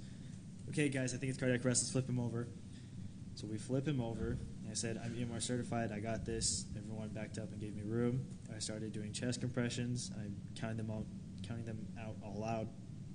And when it hit 30, I took my hands off. If I had personal protection equipment to give mouth to mouth, then I would have, but I didn't. I thought about it. I was like, I'm not trying to get mono. Yeah. And I look at him. He's starting to turn pale. And I look at his chest, not moving. He's not breathing. Someone checked his pulse. They said no pulse. That's when I really started panicking. So I kept doing chest compressions, just hoping someone would, like some sort of athletic trainer or someone would come and switch. And then when it hit 15, someone, the Maple Mountain athletic trainer, jumped out just as Rory got there with the AED. Yeah. And she said switch, and just as I took my hands off, he gasped for air again. And I was like, thank goodness I got a pulse back. And so they started, they're like, all right, you're good, you can go now. They started putting the AED on. And as I got up and left, I started walking towards the Team 10, which was only like 7 feet away. It was really close, but it felt like it was a mile away. I felt like I weighed 1,000 pounds, and I was just creeping up on the tent. And that's when everything, the gravity of the situation was just hitting me. It hit like a train out of nowhere. Then it started, I started to realize someone could really die. I might have just saved him. I don't know. I hope I did it. And I had a firefighter or two that was there. They said they watched me from a distance. They said I did everything perfectly. If I was doing something wrong, they would have stepped in. And that was really assuring. But I could not watch them administer AED and et cetera. If he happened to die, I didn't want that image, burned in my head. But I'm glad everything turned out okay. Were you able to meet Ferris outside? Yeah. A couple of weeks ago, at the beginning of this month, I ran into him actually. After I think it was dawn hour, I was talking to Seth, his youngest. One of his kids. Yeah, one of his kids, who's on the team. And well, see ya. So I'm walking out of the high school parking lot, and then a car pulls up. I'm like, great, who is it this time? So I look over, I see Seth. I look under, it's Mr. Child. I was so happy to see him. I noticed he had a pillow between the seatbelt. It was probably still sometime. I was like, Mr. Child, how are you? How are you doing? He's like, I'm good, I'm great. He said, thank you very much. I said, how's the recovery? He said, oh, it's going well. He was very soft-spoken, very quiet. Still is. Yeah, he still is. But he told us about this, and I completely forgot about it. All right. While you were walking away, I had to be on the phone with the 911, and so everyone just started forming a circle between us and everyone else in the public, and only had me, PJ for a bit, and then the athletic trainers there. And so I'm on the phone, and then they asked me to give it to Rory, and then Rory's just like counting out loud the chest compressions for the people on the phone. And EMS got there surprisingly quick. They got there within less than 5 minutes, which was amazing because in this situation we had no seconds to lose. Every second counts. Yeah, and when you were doing CPR, you said he went blue, so he did die basically. And you got that training at school? It was taught. Yeah, to you? emergency medical responder. Yeah. So, taught it. Sophomore PJ, year. how fresh was that training? How long ago had you guys been trained when that Beginning of happened? sophomore year. Yeah, it was like the beginning of sophomore year. It's only half a term, so it's first semester. Yeah, half semester. It was first and second term, and it was kind of just muscle memory in the moment. Yeah. Did you ever think when you were taking that class that you'd ever actually have to use that? No, we took it just for fun. We didn't think we were going to pass it or anything. Halfway through, I was like, this is pointless. Yeah. I'm going to drop out. I was like, I took it just because, it'd be fun to learn some basic, first aid and et cetera. It's not just basic. It was not basic. Do you feel like heroes? To an extent, yeah. To an extent. When you get praised a whole bunch, a little bit. But when you're just in your room alone and you think about it, it's like, oof, yikes. I don't want to do that again. Because if he happened to die, I don't know if I don't know. I think I'd probably It'd be tough. Be a different feeling. I would leave my room. It'd be tough. Which you guys should know that regardless of the outcome. I mean, think of the first responders that were up here and what they said, what our chief said, is this isn't the typical outcome when they arrive on a scene or trying to save somebody's life. It's tough. One in every And so people. something like that. Yeah, survive there was from a cardiac when arrest. After all the race was done and everyone left and etc. I got to hang out with or discuss the situation with all the EMS teams for both stations, and one of the guys told me that he's had probably about 100 cases and only able to save 5. Mm-hmm. And that's when it hit me harder. I was like, I didn't know it was that that low of a number. I thought emergency medical responders are like they save it pretty often. I didn't know it's that rare. Has this changed your perspective for the future? Are you going to be EMS or athletic trainers going forward? I'm going to go into the police force. Awesome. For a good while, I debated about switching into medical field from aviation, and because the class was not easy, but it was fun, and I enjoyed learning it, and I think I'm still going to continue to become a pilot, but next year I'm definitely doing ride-alongs with some of the EMS. Good for you. Make sure on your applications in the future for jobs or colleges, just write hero on a line, and that'll give you a good story in your interviews. It might help you get a job. Okay, I didn't put hero down, but I put certificate of valor, and I still haven't been able to get any job. Well, PJ and Traven, you guys are heroes to us. They're certainly heroes to Ferris's family and the Child family, and we appreciate you taking that class. You mentioned you thought it was pointless. I know that class isn't pointless. I know Mr. Hallam's class at Spanish Fork High isn't pointless. There's not too many pointless classes down there, and this one served it. Thank you for paying attention. Thank you for being the right time, the right place, and it's well-deserved accolades that you responded and helped somebody in their time of need, which is what we do in Spanish Fork, and you guys were examples of that. So we'd like to give you a round of applause and get a picture up here so we can hang in the mayor's office.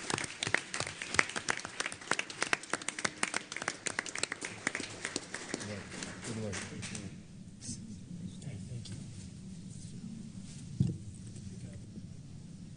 Thank you. Right here. He's going to take the picture right stand here. in front of the council.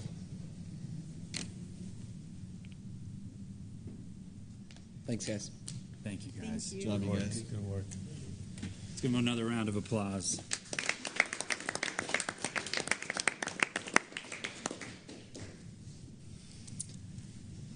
Thank you, Seth, for getting us paused and recognizing those youth before they got out of here. We appreciate that. Thank you. Okay, back to this item C that we're in here for the Denali zone change. A few questions raised in the public hearing that I'm not sure who wants to field those, and we do have the applicant here that we can ask questions to as well. Any questions from council before? I guess I've got one real quick for Dave. Maybe you can remind me of the public notice process. I know council meetings, public notices go out, signs are posted. Planning Commission notices go out, signs are posted. Is that same process followed for DRC, or do you wait until it gets to Planning Commission before you do that? We provide notice of all the meetings that are held, by way of posting agendas. We put signs on properties, or we post notice on the public notice website that the state operates, and different things like that. We mail invitations for public hearings, only for items that have a public hearing. So for the bodies that typically operate on land use things, it's only the Planning Commission and City Council that hold public hearings. Okay. So when it comes to mailing, again, the letters that say there's going to be a public hearing on this date, or putting up signs to that effect, it's just for discussions that are had with the Planning Commission and City Council. Okay. I guess a follow-up to that, maybe this is for you, Vaughn. From a normal cadence of things, is this out of the ordinary that we would do a conditional maybe approval by DRC and Planning Commission prior to a zone change by the City Council? No, I think it's fairly common to do that, to run a concurrent application. Okay. But like Dave mentioned, it's only a conditional, and it takes the council approving the zone change for it to be effective. Because effectively, if the zone change didn't go through, both of those are void and don't happen, correct? Correct. Yep, and the applicant knows that anything that they do on their property that is associated with that, if it eventually is denied, that's lost, right? That is work that they did on their own, and so they understand that risk. And there are certain things that you and I can do on our property that we don't have to have that full approval to do. But in order to construct something, you do. And so there's some prep work that they can do to get started. So the applicant knows and understands, was told that anything they do before the full approval could be undone and be lost if you don't approve it. So is Mr. Hallam's point, though, if we get that far and then he could have given some sort of direction or advice, it's already way past the point of return? Yeah, I think that's a good question. And the staff only reviews and approves items according to ordinance. And so we have ordinances that say this is how it shall be done. We'll follow these standards, these engineering standards, et cetera. So what we would be doing in the site plan approval, and Vaughn and Dave, you can add in anything here, the site plan approval that we would have reviewed with the DRC would be subject to those standards and laws that we have in our development processes. So there isn't anything really there subjective. It's all according to those engineering standards. So the meetings are public, but we follow the laws as they're published, and we're just there as a review body to make sure that those are being followed. To the issue that Mr. Hallam had to deal with at a different location, or I think he said it was north or somewhere in that vicinity, was there any drainage ditches or anything in this area that are of concern that that could potentially have a problem at this point? There was drainage crossing the road several years ago.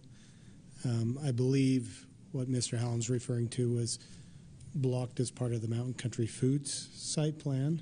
Okay. Not necessarily what we're looking at tonight. And some soil that was placed on their site to fill and block some drainage paths. So, but those have all been resolved at this point. The storm drain was built down 3rd West, and as part of that project, the drainage was tied into that storm drain. It came later than anticipated when we originally talked, but it is tied in and resolved now. So, Corey, from an engineering perspective, you don't see any additional drainage issues with the development of this property? No. Any questions for the applicant? I know you're here. Did you want to speak to anything else? Okay. I think one thing I do want to address, Mr. Hallam was a little bit frustrated with Dave because he was looking up to you for some cues, and maybe to address that, Mr. Hallam, one of the comments that the mayor read at the beginning of the meeting was that if comments include questions, we'll address those. We generally address those after all of the comments are made. So Dave was actually looking for the mayor's procedural. Do you want me to talk now or follow our typical protocol, which is we wait, get all those questions out. If there are others that want to speak, we want to hear all of those and then methodically work through questions and answer them. So he was looking for that procedural guidance out of the mayor. He wasn't looking for any kind of cues or whatever, but that procedural guidance as the mayor outlined in his comments about public hearings. So, thank you. Any other questions, staff or the applicant here on this? You have a report in the write-up of the discussion and questions that were asked at the Planning Commission and DRC. Is there any other questions that you have for this body on this zone change with conditional use permit? I think it could be helpful if the applicant and Mr. Hallam want to visit, if he's got concerns about drainage further. I think that's certainly an appropriate interaction that those two landowners can have. If he wants to review their engineering plans or if they want to make that available, I think that's something they can talk about and figure out. As mentioned, we've reviewed everything according to our standards. Yeah.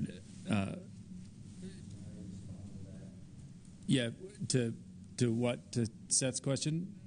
So, my question, and I said right up front, I'm not opposed to this zone change. My concern is that there's other factors that affect those property owners that don't show up in an advertised meeting like this. And today's response, well, we post it on a state website. Well, if we have no idea, when those meetings are, what they are, okay, we don't have comment to DRC to get them corrected.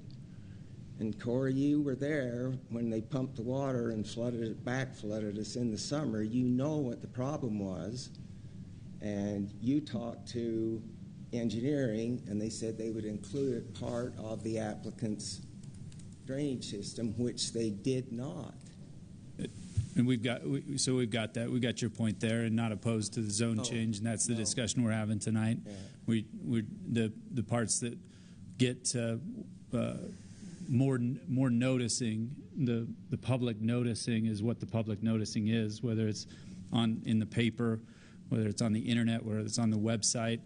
That's where the public noticing gets. We can't reach. Would that be a PR issue for the city if that landowner was right next to them? And they weren't informed that they were blocking the historical drainage? I mean, it's against the law to do it. Yeah. So, and hindsight's 20/20. But when your contractor built the dike down there, I should have filed an injunction right then, and it would have been resolved. Well, thanks for being here tonight to this public hearing. We're glad you made it to this public hearing. And we've heard your concerns and appreciate that. And so thank you. Thank you for the questions and comments. If there's no other questions from this body, I'd entertain a motion on item C.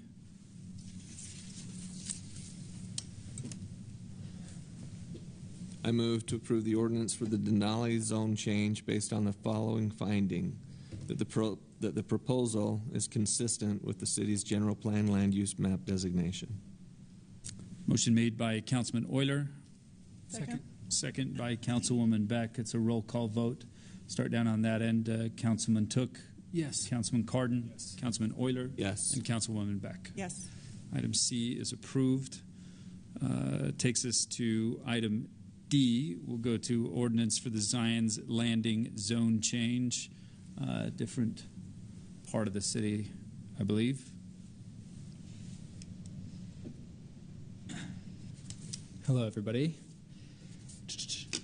So, Zion's Landing. I've never used this thing before, so this will be fun. Oh. Go to the next slide.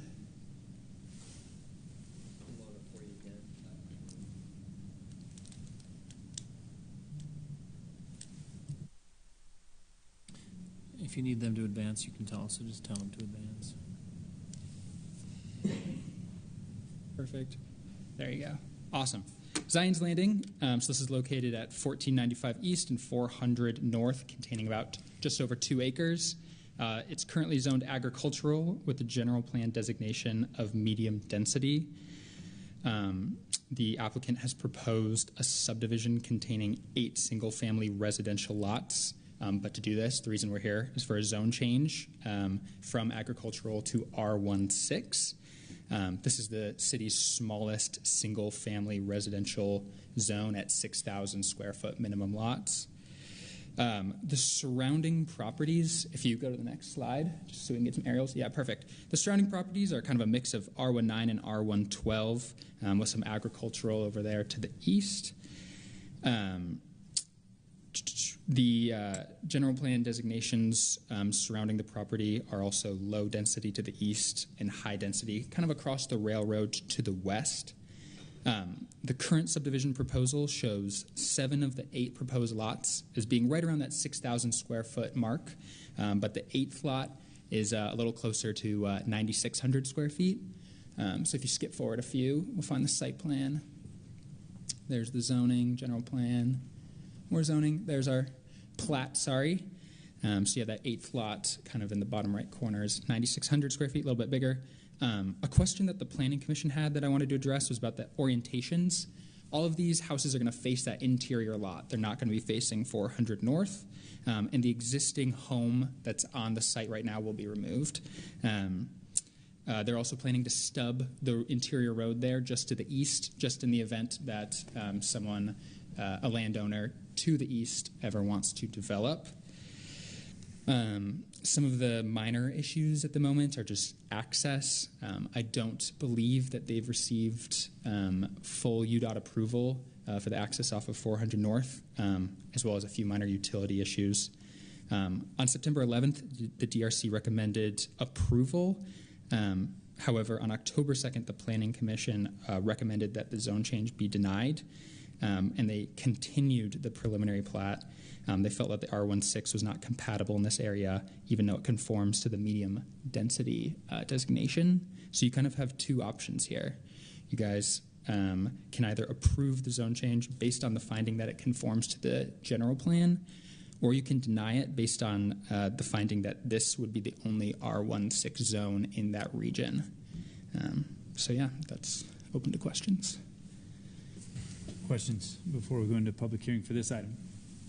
Okay, I'd entertain a motion to go to public hearing. Thank you. I move to go into public hearing. Motion made by Councilman Cardin, seconded by Councilman Euler. All in favor say yes. Yes. We're in public hearing for D, ordinance for the Zion's Landing zone change. Anybody from the public that would like to speak to this item?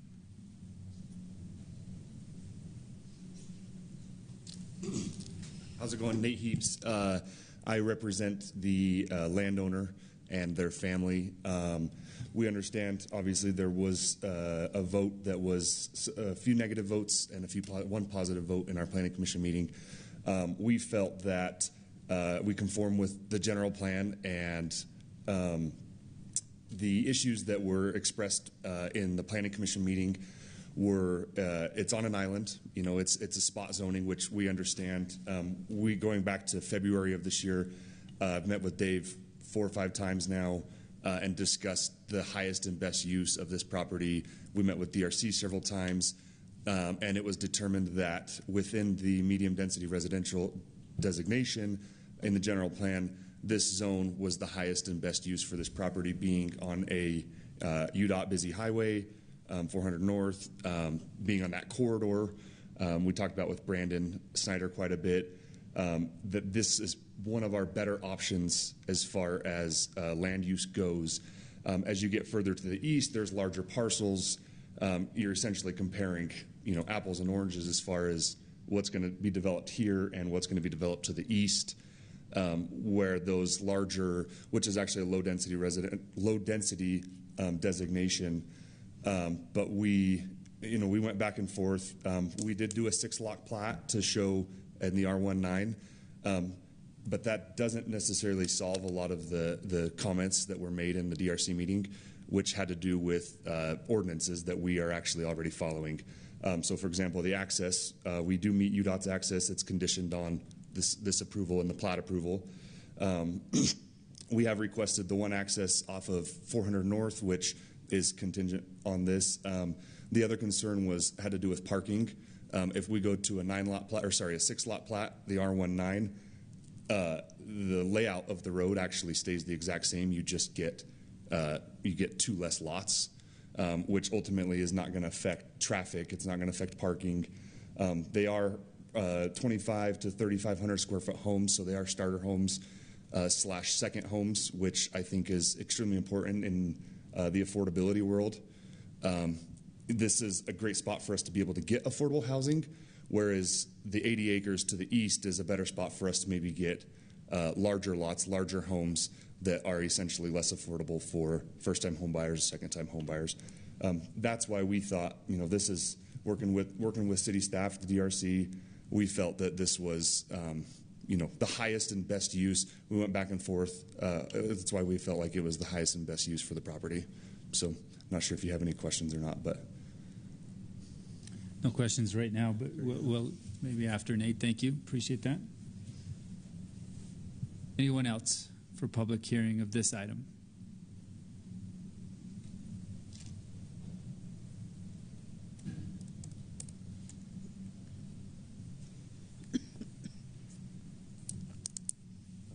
Thank you guys for hearing us out. So I'm Jordan Smith. I'm just representing Brent Smith and the property that's adjacent to the east of this property.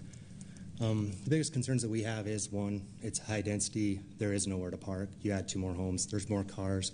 There's no snow removal as well. Where's the snow going to go onto our property is kind of what I'm thinking. And then you had to park cars in front of that. If you were to bring an emergency response vehicle into that area, how do they get in? How do they get out? Most houses, I live in an R6 right now neighborhood, and there's cars all over the road. It's all winter long. There's cars on the road. Seeing this where it's a cul-de-sac, it's going to be even worse.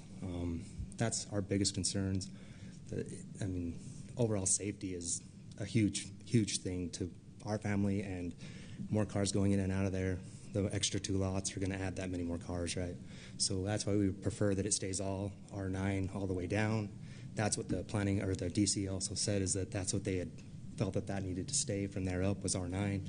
So, and in talking with a couple of the engineer individuals as well, they felt that was a better outtake of that.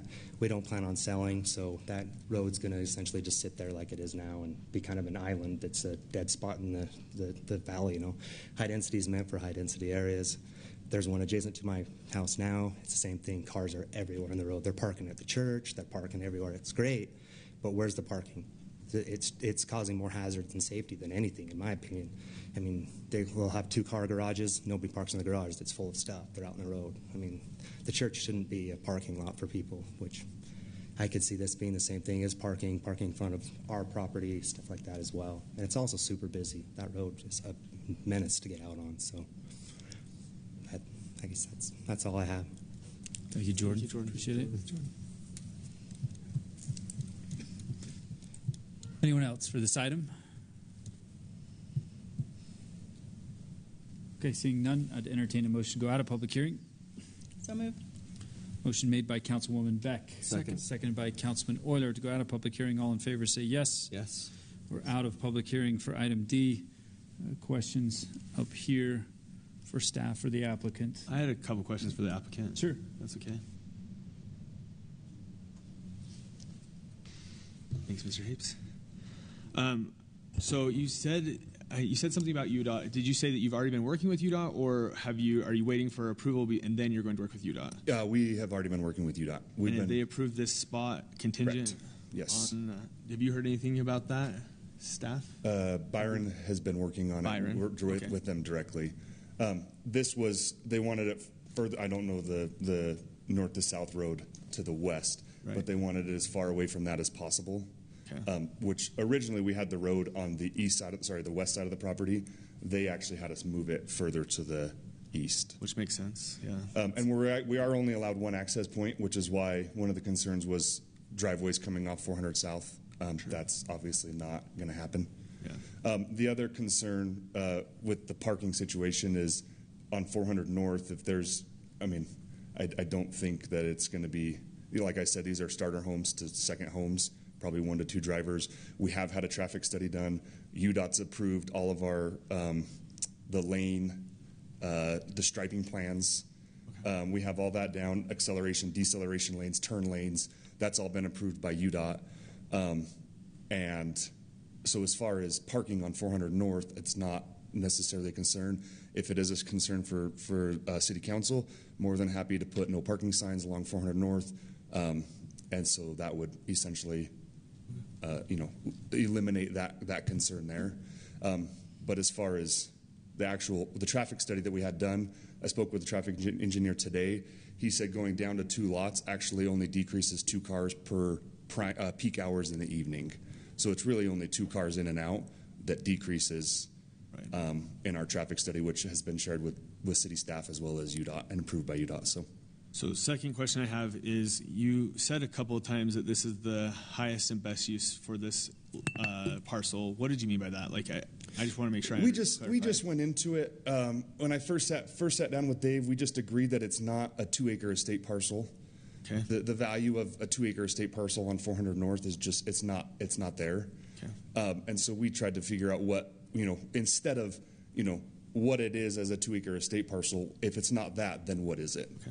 That was kind of what I meant by that. And then the last question I have is, you had mentioned that these are going to be affordable. Do you know what kind of price range you're looking at right now? And if you don't know, that's fine. Yeah. So my partner that owns the land, he's a home builder, and I help him do all his horizontals. So the price range we're targeting for these homes is anywhere from, it's not quite a townhome, but it's not quite your quarter-acre, larger home that's $800 to $1 million. These are probably $600 to $800 at the very most.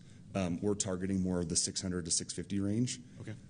Which I do think, it's crazy to think that's affordable, but we do think that bringing that down, not going with the dense townhome product, which then would be more affordable, that's why we felt like, we thought that would be the best use for this spot.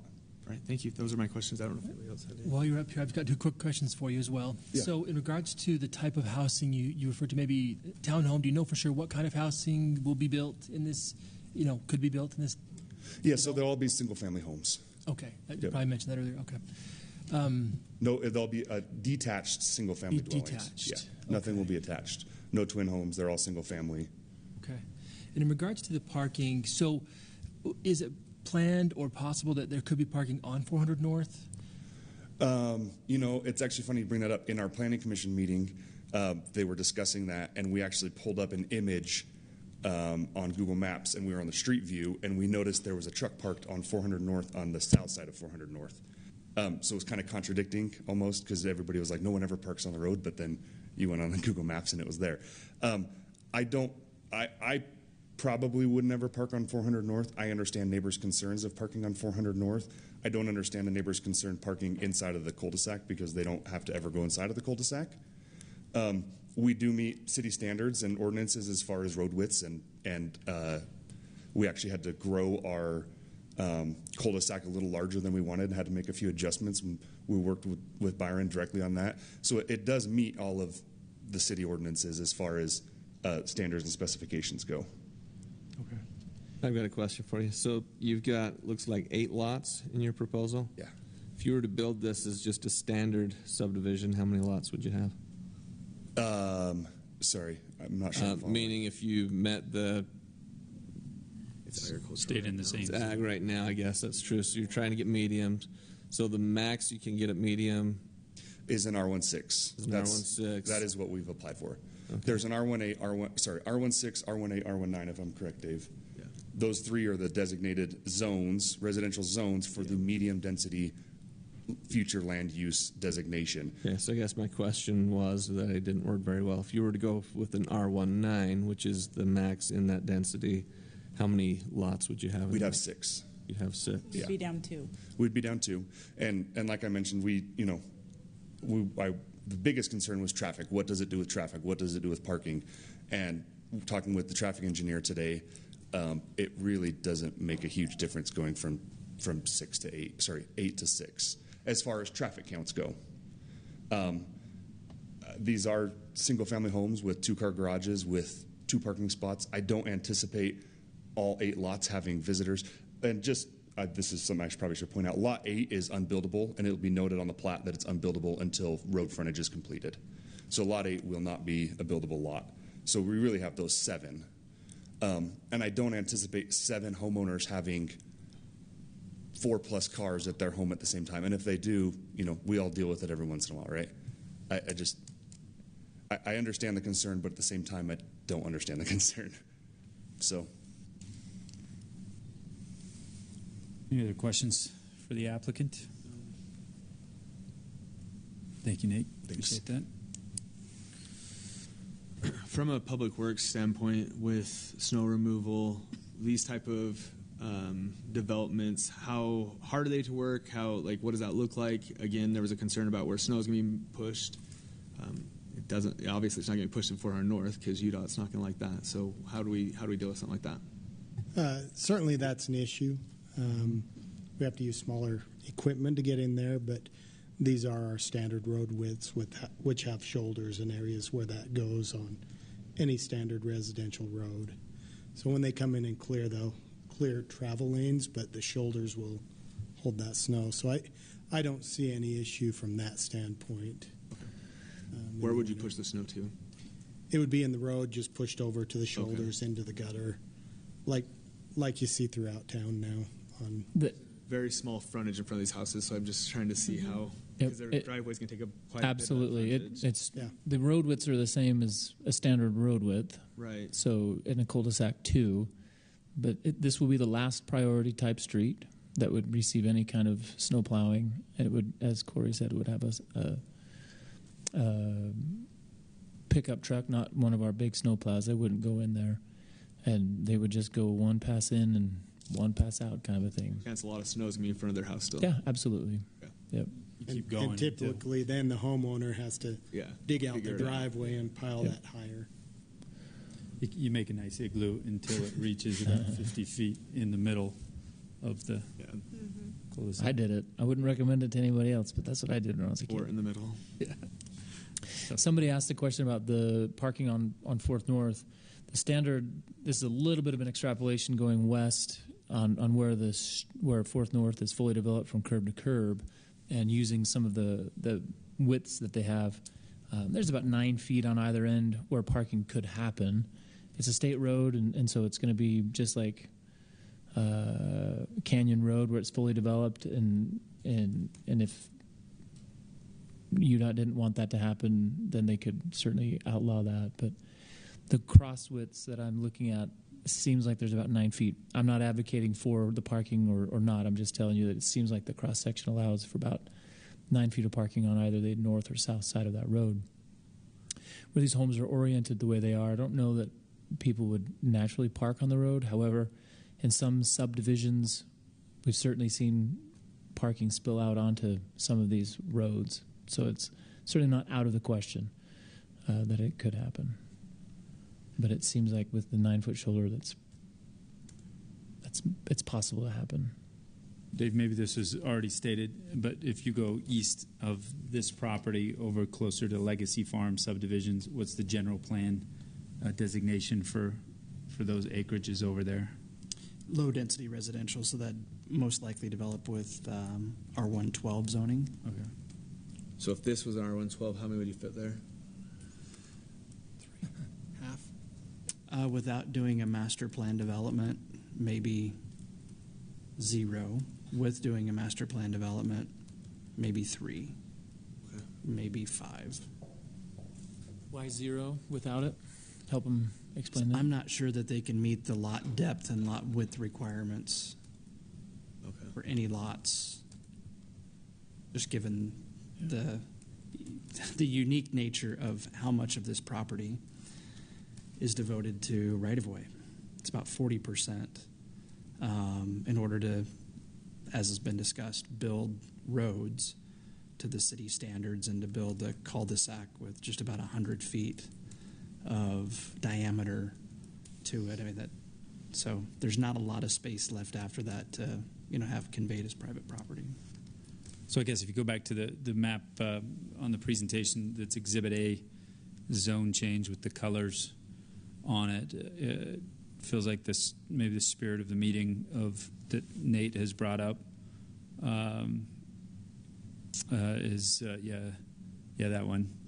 That R19 is to the west, and as you're flowing east from there, you're getting less dense, not more dense, and so this would be a pocket of a little spot zone of a little denser subdivision, and so that I think is what the Planning Commission is looking at. The DRC was obviously looking at it as well and discussing that too. Yeah, a lot of those lots, if you look at the neighborhood just west of the school, I think the smallest I've been able to find is about 8,500, so just over 8,000 square feet. And we're looking at 6,000, I think, for this one. Dave or Ian, what are the widths on some of these lots? Are they about 45 feet, 50 feet? What are the widths? Do you guys know off the top of your head?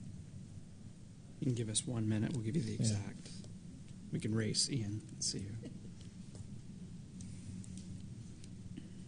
I think both sentiments are warranted that were discussed in Planning Commission, and Mr. Heaps brought it up too, that I think that was their idea of the flow of the zoning, and then you have Commissioner Carroll talking about, this spot maybe does get you a little bit more smaller units, which plug into the housing component that we're all trying to solve. So both warranted discussions there, and good discussion from the Planning Commission. Find that information, Dave. I got it. Okay. So the narrowest lot would be lot number 7. It is just under 50 feet in width. The next narrowest is 53 feet, 55 feet, 68 feet, 62 feet, 67, and 60 feet. So driveways are typically 20-ish, maybe 25. 16 to 20, yeah. So it gives you kind of a sense of what the street widths would be available in some of those. I think for, like you said, Mayor, the big question here is, how do you see the zoning go, and the consideration of this is a small parcel, and so smaller parcels seem to get harder. If you assemble them into larger projects, you can be a little bit more creative and do a few more things. If I can inject a thought here that's maybe out of line for me or in this setting, but the idea here, at least the discussion that Planning Commissioner Carroll mentioned, is the need for housing, and that may be the reason to have 2 extra lots at the prices that we're talking about here. And I don't know if that's hitting the challenge that she's talking about. And I wish we weren't in a circumstance where it was that much, and certainly recognize the applicant and their plans, and they have their plans and can do as they'd like. But that's not really solving some of the housing affordability challenges at that price. So I just inject that thought in terms of housing as I sit on those calls across the state. Sure. Maybe I can share some of my just thoughts that I've had, and some maybe heartburn that I have about this specific spot.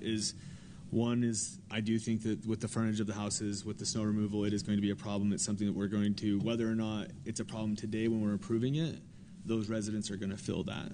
And we're going to hear about that, or a future city council is going to hear about that. I know that UDOT has said that they want it as far east from that intersection as possible. That intersection is the intersection I hear about probably the most, living up in that neck of the woods. And so that worries me, just with, again, the number of housing units. And I think that, Seth, you may have hit the nail on the head, is putting that many houses in that area. I don't know that it moves the needle for me on the housing crisis that we're doing to other problems that this is going to create. I think that if you are able to acquire more property and do a bigger project, it might make sense. But with that being that like one-off, it just doesn't make sense in my mind. So I'm going to have a hard time, or I can say I won't be in favor of the rezone. So would you be more comfortable if it was an R19 and they had 6 units instead of 8? I think we might have the general plan wrong designation in this area.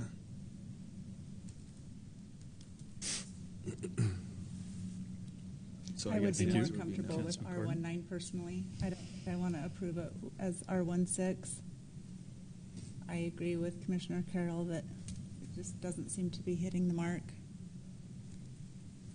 Yeah, this one's hard for me because we've designated, it's got a general plan with a certain designation, which they are asking for. It meets that designation. So that part of it is hard for me. I want property owners to be able to develop their properties, but with it being such a smaller parcel with that much density, it's tricky. It's hard. Yeah, I'm a little torn on this one.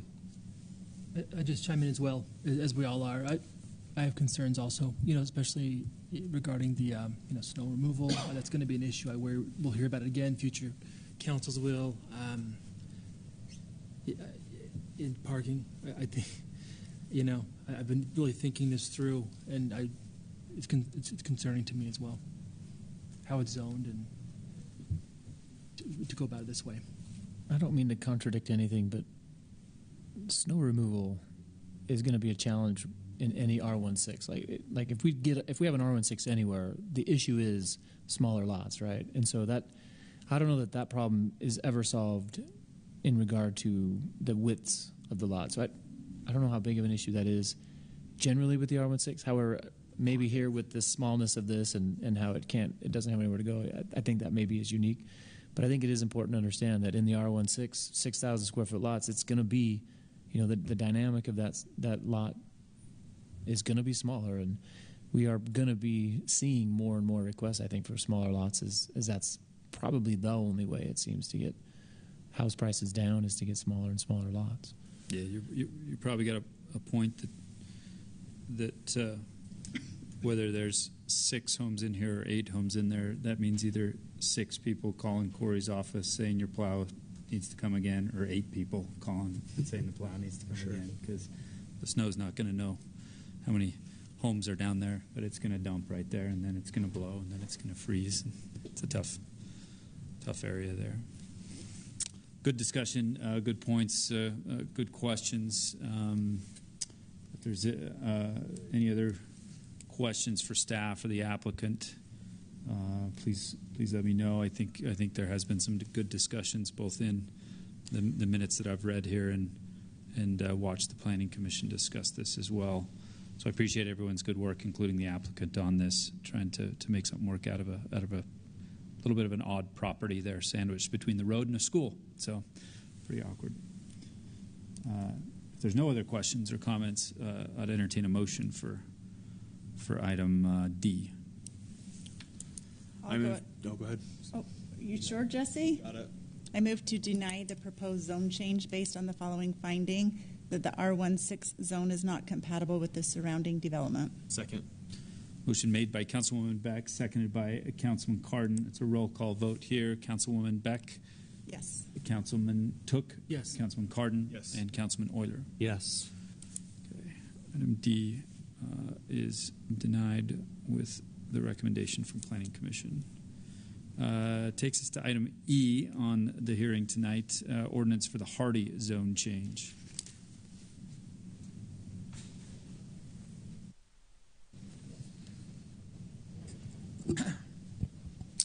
All right, so the Hardy zone change. This property is located at 167 North and 100 West, and it contains a little less than half an acre. The current zoning of the property is R3 with a general plan designation of high-density residential. The applicant has proposed a zone change to R3 with the infill overlay zone in order to create 4 townhome units at the rear of the property. There are currently 2 homes on the property. So there's that white house there on the south side, and then there's the brick home on the north side of the property. The white house will be removed and replaced with a garage, and then I believe the owner will reside in the brick house. Is that correct? Yeah, owner will reside in the brick house on the north side of the property. So the proposal does a good job at keeping the character of the neighborhood by building a garage in place of that white house with very similar materials and kind of a similar structure to many of the other homes that we see on the block. So if you skip through a couple slides, we should. Oh, really? Big white button. Oh, let's go. We've got the zoning, infill overlay. So here's a site plan. Is there a? Oh, cool. Yeah, so this house will get removed, and then the garage will go in place here. This will remain, and then the townhomes will be at the rear here. There's also going to be parking for the townhomes here that will be screened by the garage and the existing home. The next one's better. Perfect. Yes, so here, what looks like a house is actually going to be the garage, so it kind of maintains the character of the neighborhood still, which is going to be really nice. And then in the back, it's kind of faded, but you can see the roof line of the townhomes. There is currently, according to the infill overlay code, the city council can decide to waive the masonry fence for multifamily projects that have 4 units or less.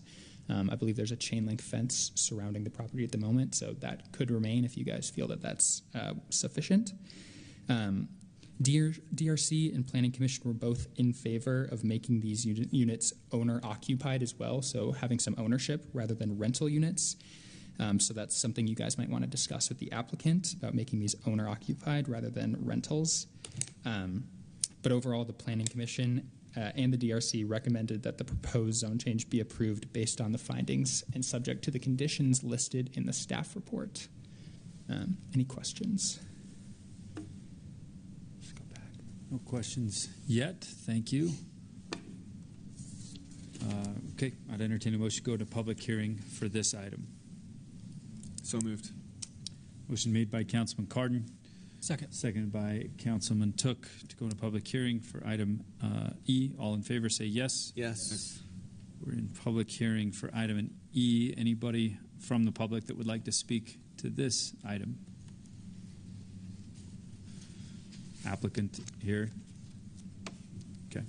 Available for any questions if we need. Seeing none, I'd entertain a motion to go out of public hearing. Move it. Second. Motion made by Councilwoman Beck, seconded by Councilman Euler to go out of public hearing. All in favor say yes. Yes. Okay. Discussion back up here. Where would the masonry fence be required if they had to do that? Is it all 3 sides, or is it just the back side? I believe it'd be required around any adjacent single-family property, which I think in this case is all 3. But I can check that. You go to exhibit, I don't know if you have it, Jack, on there, exhibit 2 or exhibit 4. I don't know if that's on that slideshow. It shows a good spot of the neighboring properties.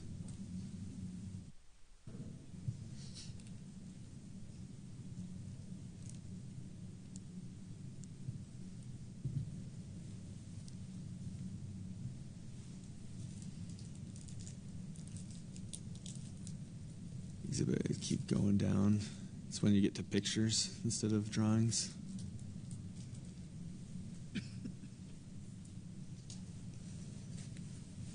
That one right there.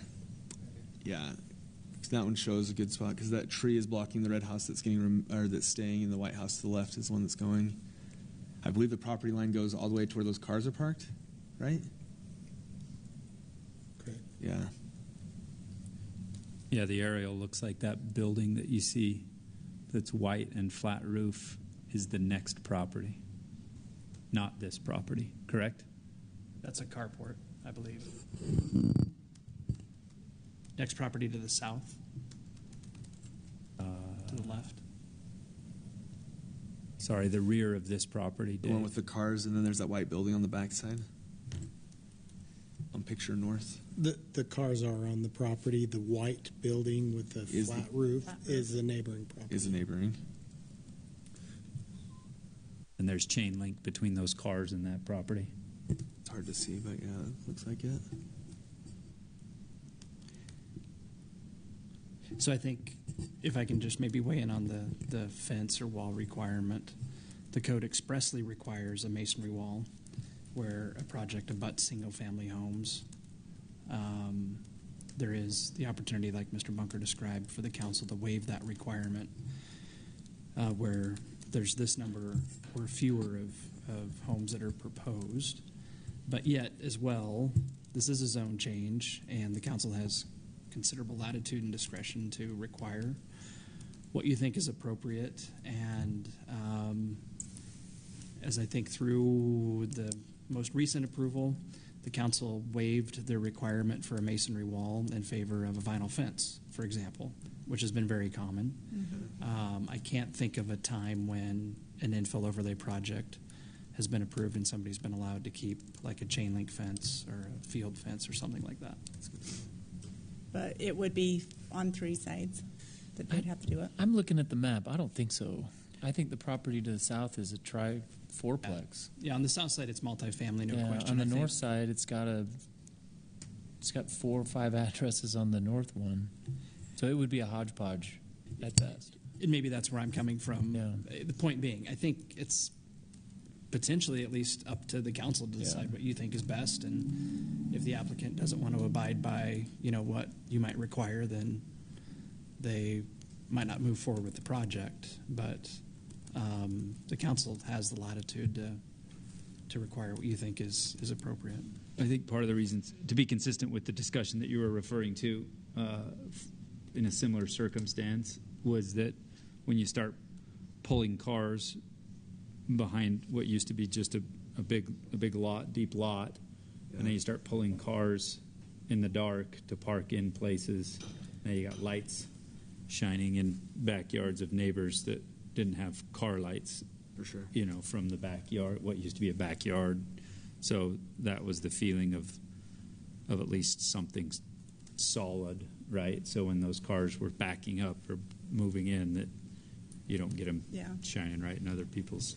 And I would be fine to have a vinyl fence on this property, especially because this is the type of housing we would want in this area. And if we mandate that they need pushes out. The prices are going to go up. So hopefully this would help keep the price down, because obviously they would just transfer those prices onto the buyer or renter.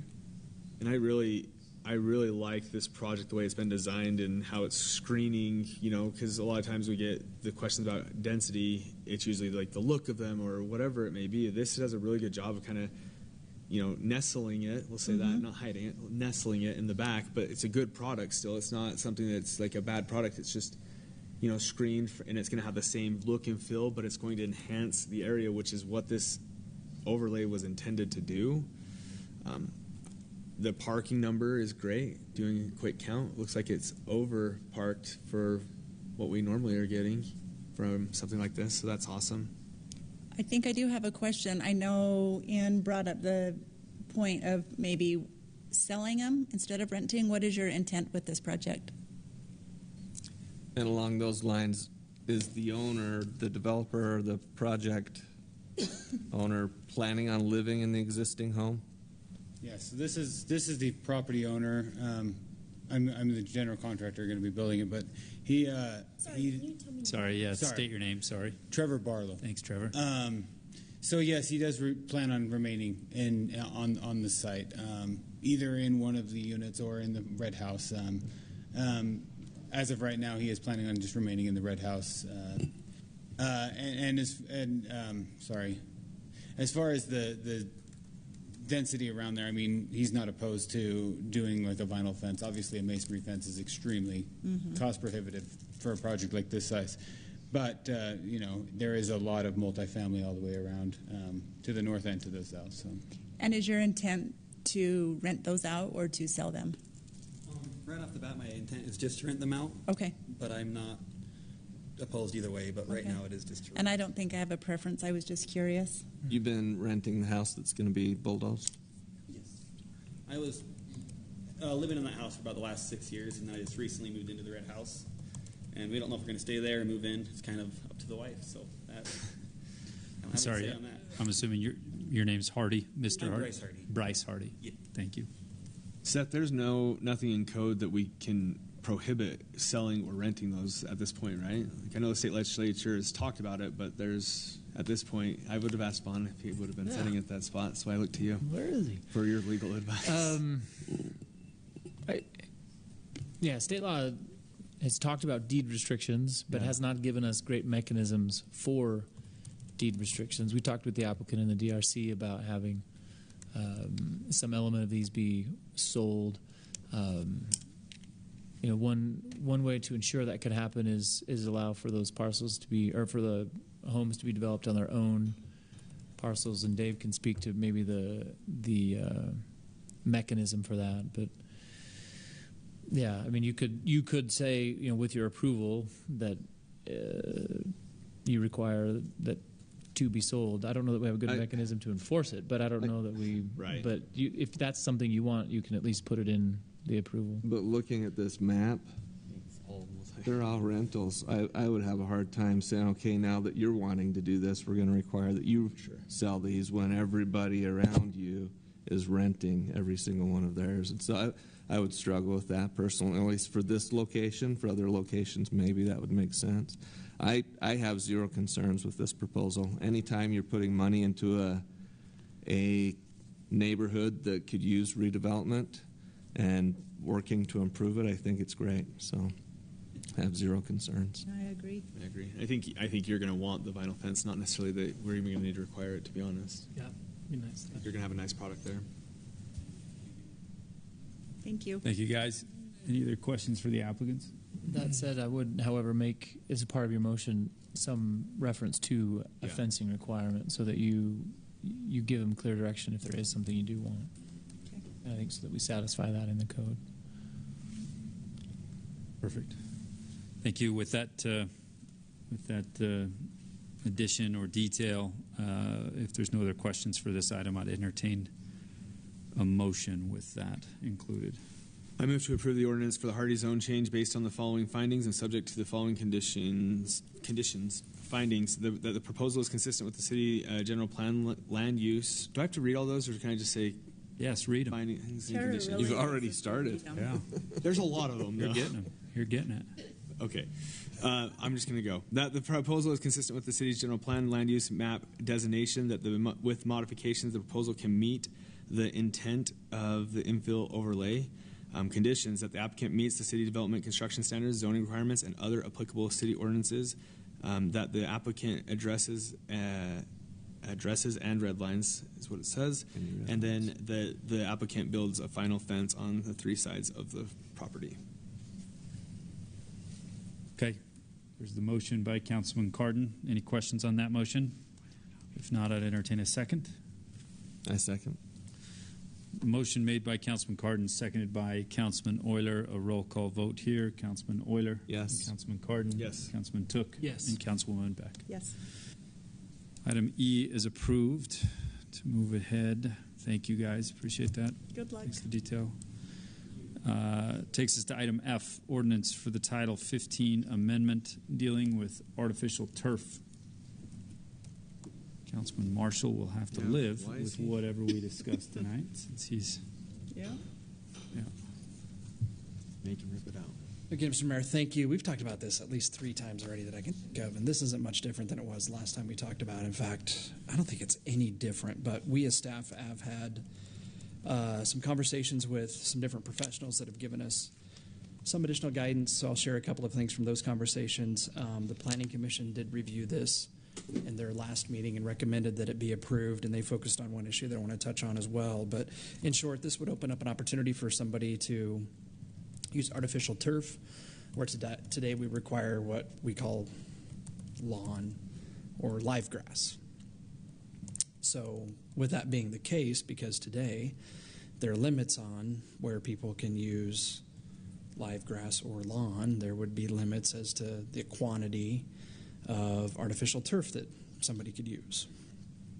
And we've gone to considerable lengths to try to define artificial turf, to come up with some kind of standard that can eliminate the use of maybe what might simply be outdoor carpet or different materials that are going to fail to wear well and to last and to otherwise help make our neighborhoods look like I think most Spanish Fork residents want their neighborhoods to look.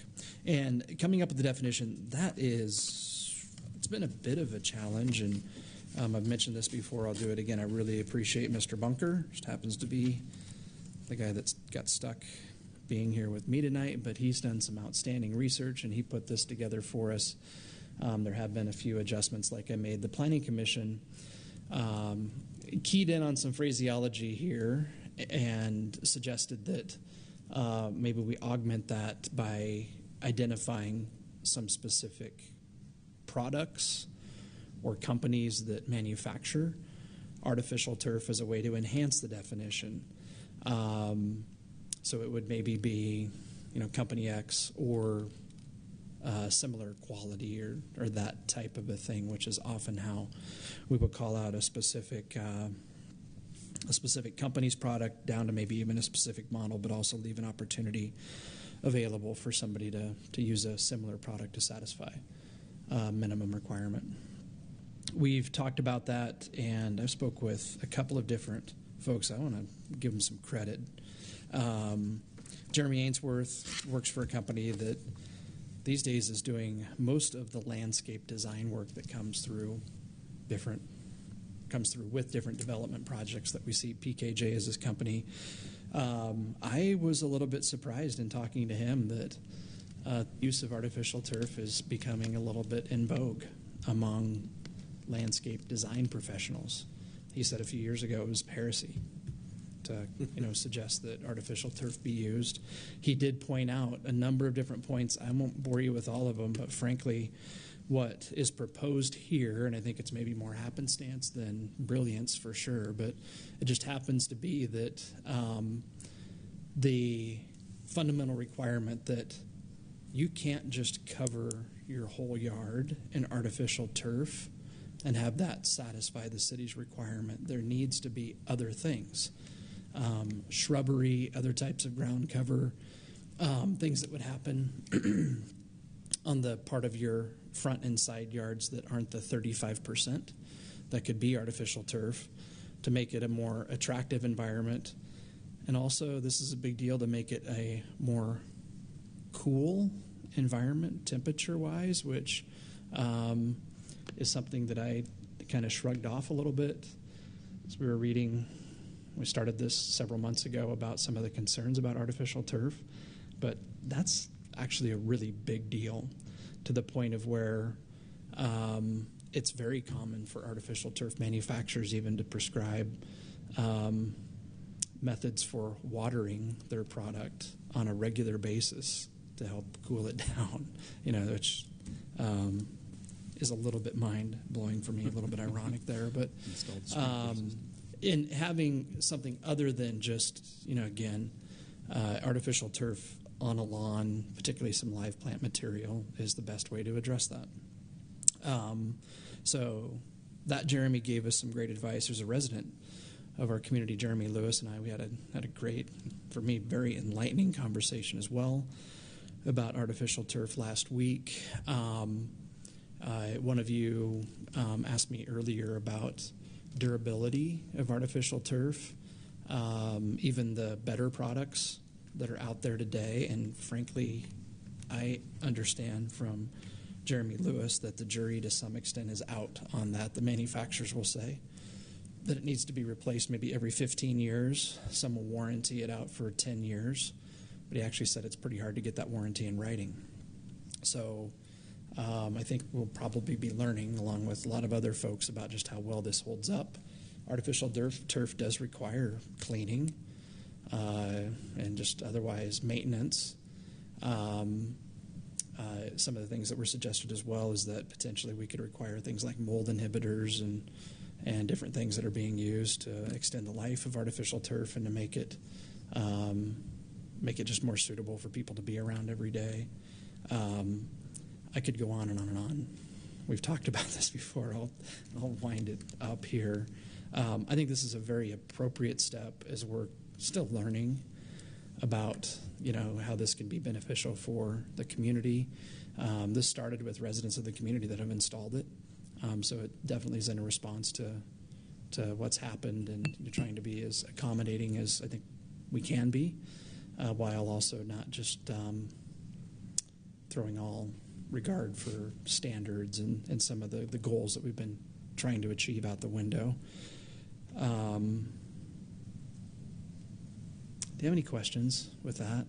Did you say that there was language put in that kind of pointed people to a product, or has that not been identified yet? We did not do that. I think, honestly, I wouldn't know what product to use. Okay. And I might ask Mr. Bunker, how many different product lines did you research here? 10-ish? You can give me probably an exact number, but yeah, I think I had 8 different companies, and each one had between 10 and 30 different types of artificial turf that meet this criteria. Yeah, that meet this criteria. Okay, that's good enough for me. It's broad. I just know that was brought up in Planning Commission, so I want to make sure it was. And I completely appreciate the Planning Commission's what they're trying to achieve with that. I don't necessarily know how to put it in play in this case.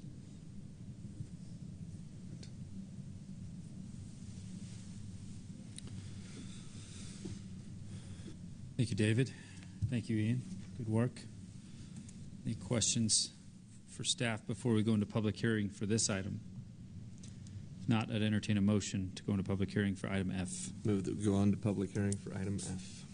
Second. Motion made by Councilman Euler, seconded by Councilman Cardin. All in favor say yes. Yes. We're in public hearing for Title 15 artificial turf. Anybody from the public that would like to speak to this item?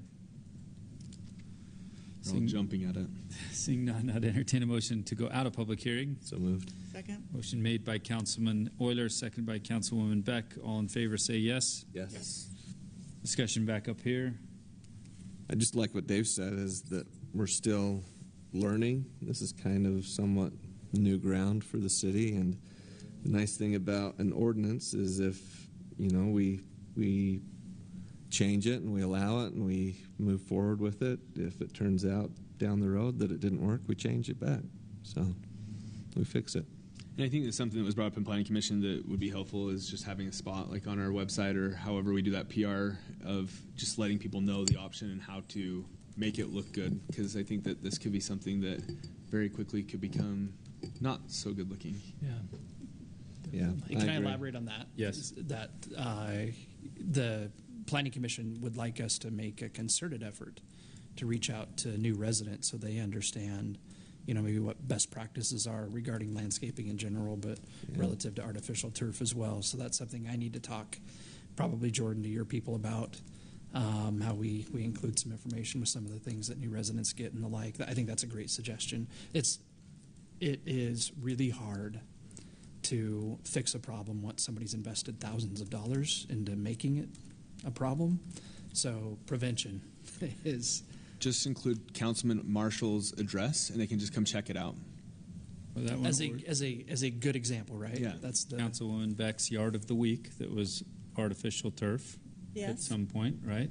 Yes. That was pretty nice, or else it wouldn't have won yard of the week. Very nice, but maybe I shouldn't award people yard of the week when they're not conforming by our rules. But next summer, geez, they would have been a good winner. No, I think we've awarded a couple because they are beautiful yards. And I also agree in the sense that if we can just, I think a lot of our residents really don't care what we do here every other week. This one, I think several people might care. So, Jack, I think it could be a good post, or just letting people know, whether it's the newsletter, as people are home during the winter thinking, hey, do I want to make some changes next summer? And show them the examples of the good ones, right? Yeah, and I have had several people reach out to me this year saying, hey, can we do artificial turf? I'm seeing it around. And I'm like, we're working on it. So to let people know we've made a big change could be helpful. Thank you. I think the part of, I've seen some of those yards that incorporate that putting green into the area and stuff, and it looks awesome. But to distinguish that the whole thing can't be a putting green and counted as artificial turf is an important distinction. So it's got to be more effort than that piece of it too, right? Exactly. Yeah. But we want to be clear. If somebody wants to have a putting green, they can have a putting green. That's not. Yeah. Thanks for your work on this. I think this was an important one. It's been interesting. It really has been. Frankly, I'm not kidding. Ian's done the heavy lifting, so good job, Ian. Appreciate him. Appreciate it, Mr. Taylor. Thank you. Good discussion. If there's no other questions for staff on this, I'd entertain a motion for item F. I move to approve the ordinance Title 15 amendment, artificial turf. Motion made by Councilman Took. Second. Seconded by Councilwoman Beck. A roll call vote here. Councilman Euler. Yes. Councilwoman Beck. Yes. Councilman Took. Yes. And Councilman Cardin. Yes. Item F is approved. Takes us to item G. Before we start over with A and B after G, we'll go to G now. Ordinance for Title 15 Amendment 15-4-1660, dealing with sewer facilities. This guy knows nothing about sewer. He lives in sewer. That's not quite. Yeah. No. This particular section of code deals with when a septic system could be allowed within a lot in the city. One of the requests we had, or have recently had, is to have an accessory dwelling unit on a property with a septic. Currently, the code doesn't allow that. This would allow that to happen, to add an accessory dwelling unit on a lot. And when in the process of revising this, we were asked to look at the parcel size required. We had 1 acre if lots were created before January of 2000. Looking at neighboring cities and other regulations, a 1/3 acre was more consistent. We didn't feel any problem with that requirement or see any downsides, so that's proposed as well. If lots were created after that January 1st, 2000, they're required to be 5 acres. So pretty simple change there, but really the impetus of it was, can we have an accessory dwelling unit on a septic system? There's a couple of questions that came up during Planning Commission, and I know that there was some talk about whether it was going to be looked at. I don't know if that was Dave's group or your group that was looking at that, but there's a state statute, and I'm going to get this wrong, I know I am, but there was a state statute that said if they were in such proximity, the parcel was in such proximity to the sewer line, that they would have to attach, or they would be charged at least the fee of the standard fee. But then they were going to look at maybe looking to see if the state allowed for us to change that to the house location instead of the parcel location. Was that looked at? Where are we at with that? We've discussed that. There's a section in Title 13 that deals with the sewage regulation that has the 300-foot requirement. In this section of code, it's referring to if we allow a new septic, they sign a document, or it's written as a lien on here that when it's within 300, they would attach. Now, Title 1324 matches what the state requests we put in a document they review that says within 300 feet, they'll connect. To my knowledge, we've never had the opportunity or enforced that regulation. Say maybe it's a property that was in a county with a septic and the city's growing closer. We haven't exercised that code to do it. And if there's a long distance or it's impractical, I would think we'd just kind of use common sense or work with that. So essentially, if I have a septic tank today and this goes into effect, which it sounds like it's already, most of it is already in effect, we're just changing some little bit of wording and adding the ADU stuff. But tomorrow, someone's not going to come knocking on my door saying, hey, you have to connect or start charging you a fee. I don't expect so, unless there's some environmental concern or a problem that would push it beyond. Then we'd have the ability to do that. One thing that it does require within the city is, and this is part of an encouragement to attach to the city system, if it is across the frontage or within that 300 feet, currently the code says we'll charge the base sewer charge for that property, even though they're not connected, and part of that's an incentive to get the connection, to get everyone connected to sewer. Most of those items are closer into town and really legacy homes that still have septic that can be a problem. So, is the 25 feet from all parcel parcel line on all sides. Is that dealing with state code as well? I mean, septic systems don't just have a septic tank, but have a leach field, as well. And we're trying to keep those from neighboring properties. There are regulations that the Utah County Health Department will require, and this requires to meet all of them as well. But some of these setbacks or distances from neighboring properties are included in that as well. So it'd be more of a county health department issue if you have a property that says, okay, you don't have the sewers in the road, but you don't have to hook up because it's impractical and have to come clear down your property to get to you, so you can have a septic system, and you're at the back of your property, and the next property over behind you develops into a subdivision, and they're both inside the city. Yeah, I think that would be a regulation the city would look at. The county health department deals with the permit and requirements for of the septic system. Gotcha. So you have to meet the Utah County Health Department's requirement for installing a septic system and percolation test and all sorts of things there to get a permit.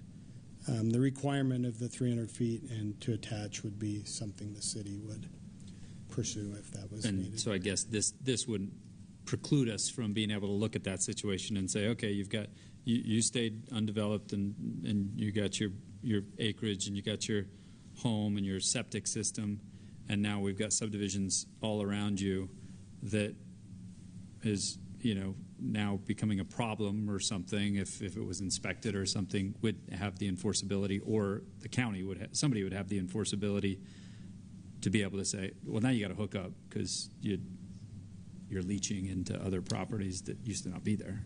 Yeah, so the code in Title 13.24 would give us the ability to do that as a city. Gotcha. Okay. Questions for Mr. Pierce before we go into public hearing for this item? Thank you, Corey. I'd entertain a motion to go into public hearing for item G. So moved. Motion made by Councilman Took. Second. Second by Councilman Cardin. All in favor say yes. Yes. We're in public hearing for item G. Anybody from the public that would like to speak to this item? Hi, Jackie Larson. So I guess, is it the city ordinance or the state rules that has the 300 foot within the parcel? So I guess it's my father-in-law out in Leland that had a 10-acre parcel since 1873. I think it was 2019, 2020, when it was subdivided for my brother-in-law to build his home next to it. He's also in a septic, separate from his. And then just after that, I'm now seeing that we regrettably had deeded our property over for the sewer lift station. Now that sewer line goes on the back end of my father-in-law's property of roughly 10 acres, but then the house is a quarter mile away. So is it state rule, or is it possible that we could do it like the ordinance to kind of give you guys a latitude to say where there's a lien? Also, if that was, I think it was changed in like 2022 to backdate it on any parcels that were whatever size back in 2020, and the lien was involved with it. What if the lien wasn't in place at that point in time? And that, yeah. Thanks. Thank you. Anyone else?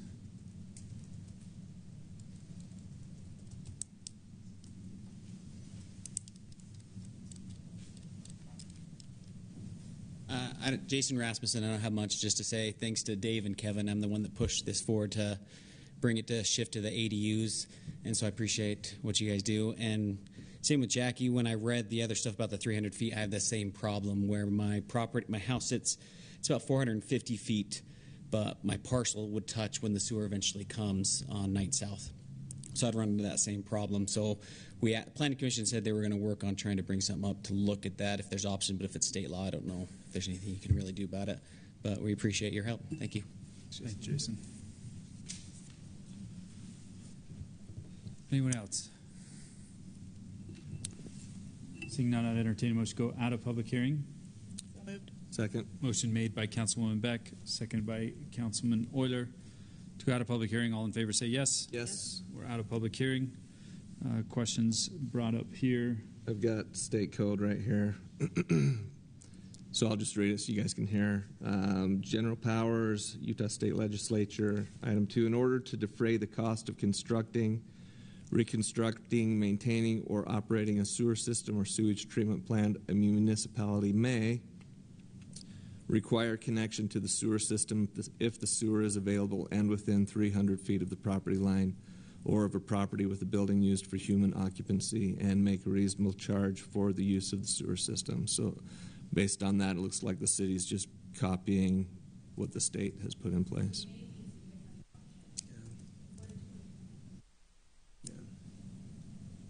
That's a good question. I don't know where. Corey, do you happen to know, or Seth? Well, I think the question that you guys need to be asking is this what you want? You've got sewer lines that are stretched across the city. They cost millions of dollars. You have sewer leaching into the soils next to neighbors. Is that what you want? The intent here is if there's nothing available, you can have a septic system. If there's something available, you need to connect to it. And as we look at properties, and again, this is your decision, but are you looking to make it easier for somebody to not connect, or are you trying to make it so the system is used and we don't have sewage in the septic systems as houses get closer and closer to the systems? And so I don't know if any of the history matters. I think it's just a function of what is the desired policy. The policy is as it's been written, and we are not enforcing a heavy hand, but we have started in the last few years looking to enforce this.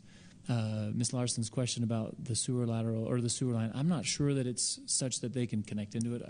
I defer to Corey. I know that the force main is probably there, but I don't know that it's such that they can connect to it. So I don't know that it's in place there where it's usable yet for those homes. So I'm not sure that it applies to the properties that she was talking about. But if it was, and if they were available, our policy would and our ordinance would suggest that they should look to connect, so that we are no longer having those septic tanks and those leach fields out there as development may get closer. So again, I'm not sure about the history, and I'm not sure that it matters. I think the question is what is the policy and how do you want it to be enforced, and what do you want it to be and how do you want it to be enforced? It may be a point of clarity, at least for me, as I was looking back at what we're approving tonight. We're not necessarily changing that piece. The only things that are changing is number 4 is adding unless an ADU and then parcel no smaller than 1/3 an acre. So those are the only 2 items, correct, that are changing on this code? That's correct. And again, this section of code deals with when we allow it on a lot within city limits. If we want to talk the 300-foot rule, we're talking a different title.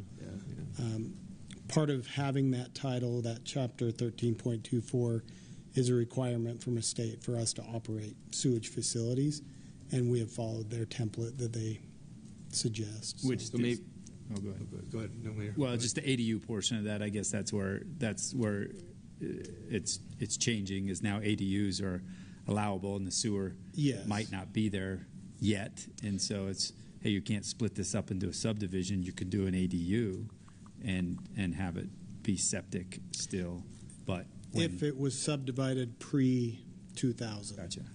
If it's subdivided today, we would say you have to have 5 acres. You should good. They're asking for you to go to the microphone. I'm not loud enough. Okay. So where it was subdivided in 2019, I mean, honestly, we're above the threshold because it's 9 acres and I think almost 3/4 of an acre, so I'm probably just making a big deal over nothing. But, I mean, if it was an issue, do I need to come back now and reapply to have that addressed? Or where we're already discussing it, can that be entertained to maybe give City Council the discretion, depending on where it is, that yes, it applies, no, it doesn't? If it's changed, we're not entertaining that. It would need That's to go a through different section of code. So it would need to go through Planning Commission. It would need to totally different state code or this city code. Totally different section. Oh, even though it was in the same thing, it just says it's not in the same thing. It's chapter 13, chapter 15. So yeah, we can't. What you're referring to are septic. This is just septic, this piece of the code. You're referring to the sewer, which is a separate piece of code. Gotcha. That makes sense. Okay, awesome. Thanks. Yeah, I think that's where I was trying to get Seth discussing it in a little bit better terms than I can. I just don't want to, as things start to change in different places because the property owners want them to change. I don't want to have as many septic systems that and there's a reason to get rid of them, right? There's a reason to get rid of them. There's a reason why it's in code is because if you have them, pockets of them all over the place, it's going to cause problems for everybody, and you're building the system, so it does get connected to at some point. Yeah, and there's absolutely an expense to the homeowner, sure. and I'm not glossing over that at all. No. But anytime development does happen, I'm thinking of a situation. There was a home that was a legacy home, if you will. They were on septic, but development in some of their parcels in their backyard. So in what was their backyard, it got subdivided. So their parcel was developed. The legacy home had to have the sewer put in and the septic tank taken away as part of development. It will happen if you want development to happen. And so what is our position, and if we're trying to make it easier for somebody, then that's going against what the position has been. Right. If they meet those requirements, our position now is to say you need to connect, and we're going to start charging you the fee anyway. Gotcha. Yep. Yep. So when they were talking to the Planning Commission, we're not trying to talk about changing the code, right? If someone has to subdivide, they should go on sewer and that stuff. What we're saying is what Seth just mentioned, the cost, where if the sewer comes and it touches parcel, but your home is 500 feet away, that cost is going to be very large for any homeowner. If I subdivide that front, that makes sense because I'm going to be a lot closer. We're asking if you could potentially change the code to where if the home is over that 300-foot distance, they're going to be on a large property. They're not going to leach into anybody else's property I'm on 8 acres. I'm not going to leach in, and I'm not planning to build anything around me. So that's what we're looking at, because that cost, it would actually, to where my sewer connects, I tried to measure it, it'd be close to 600 feet that I would have to put sewer to get it if it came down the road. Mm-hmm. So that expense would be great, and that's what we're asking. Certainly a fair comment, yeah. Not right where it connects, but where you'd have to get to, right, and change that. That's it. Right. And as we work into Leland in that area, right, I think this is something that's probably going to come up more and more as things start happening. So probably something good to look at, see what is that magic number? Who knows, right? Obviously, right now it says parcel 300 feet.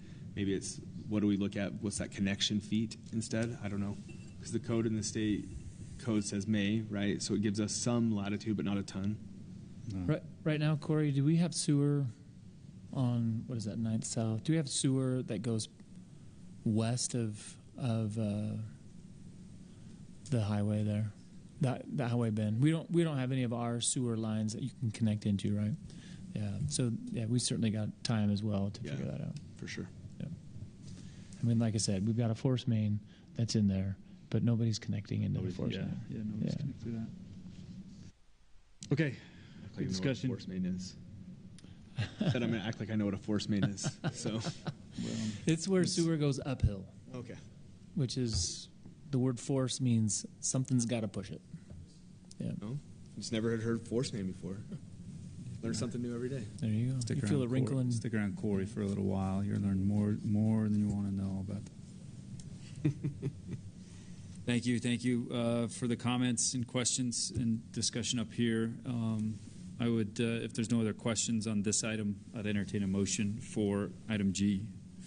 I move to approve the ordinance Title 15 Amendment 15.4.16.060 sewer facilities. Second. Motion made by Councilman Cardin, second by Councilman Euler. A roll call vote here. Councilman Took. Yes. Councilwoman Beck. Yes. Councilman Euler. Yes. And Councilman Cardin. Yes. G is approved.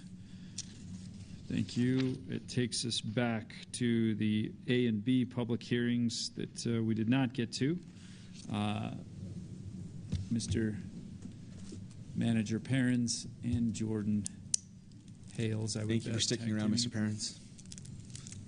Thanks for sticking around. You're very welcome. I eat this stuff for breakfast. Public hearings, public meetings. It's my jam. It's your Tuesday. It's my Tuesday. All right, thanks, Mr. Mayor. We in the most recent legislative year, 2024.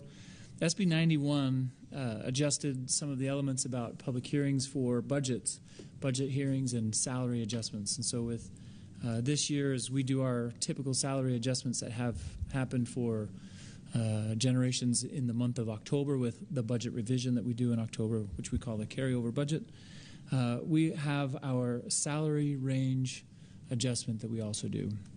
This is our typical process.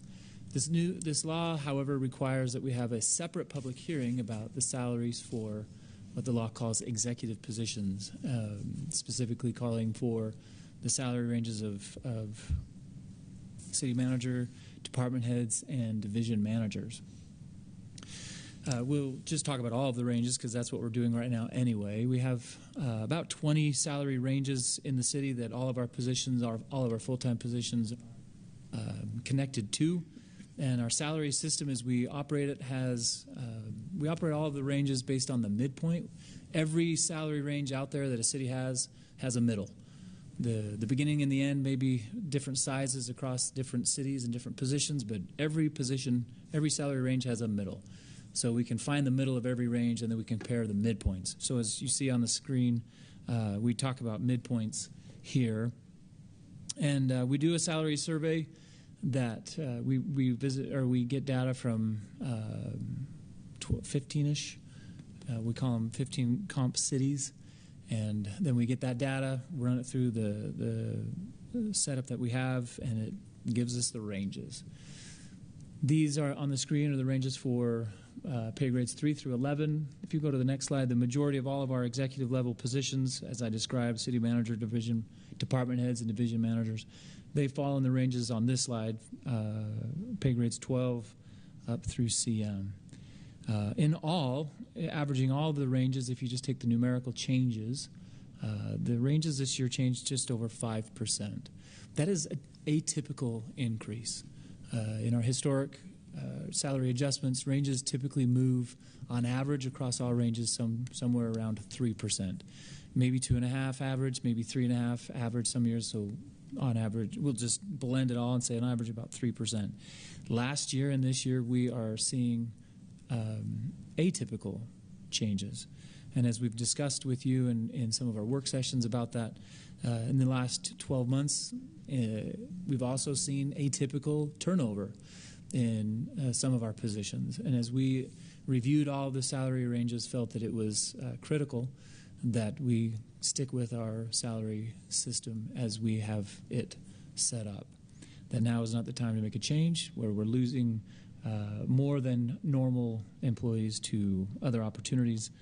We did not want our salary system to fall behind and potentially exacerbate that problem. Specifically, you can see the ranges there. Our department heads are typically in ranges 15 to 18, and division managers typically in ranges 12 through 16. There is some overlap there. Of course, the city manager range is identified there. Any questions for me about this? Okay. Thank you, Manager. No motion on this item, but a public hearing. We do need to go to public hearing for the item, correct? This specific item. Correct. The state law requires a public hearing, but no separate ordinance. You can do that ordinance with the budget ordinance in the next item. Okay. I'd entertain a motion to go into public hearing for item A. So moved. Motion Second. made by Councilman Cardin, seconded by Councilwoman Beck. All in favor say yes. Yes. We're in public hearing for item A. Anybody here to speak about this item? Seeing none, I'd entertain a motion to go out of public hearing. So moved. Motion made by Councilman Euler. Second. Seconded by Councilman Took. All in favor say yes. Yes. We're out of public hearing for this item A. Any questions for this item before we go on to item B? Where an actual I think I just want ordinance- to say I support this because we have some really incredible employees in every division throughout all of our city, and we want them to stay with us. We don't want to lose them, and it's important that we do these kinds of things, or we're going to lose a lot of years of knowledge. So thank you all And for being here and choosing to be employed by Spanish Fork City. And we're competing with other municipalities who are doing the same thing, right? And so it's important that we're not, putting our head in the sand and just saying, oh, we're just going to let it happen, that we're making sure that we're proactive. Yeah. Agreed. We have a comment in the back. Let's wait till we get to we've got. If you want to present something, or we can go into public hearing, then you can present, Seth. Let's hold on a second, Jay Merrill. Let's entertain a motion to go into public hearing for item B. I move that we go into public hearing for item B. Motion made by Councilman Euler, seconded by Councilman Took. All in favor, say yes. Yes. Okay, Mr. Hallam. Yeah, it's the same thing. Yep.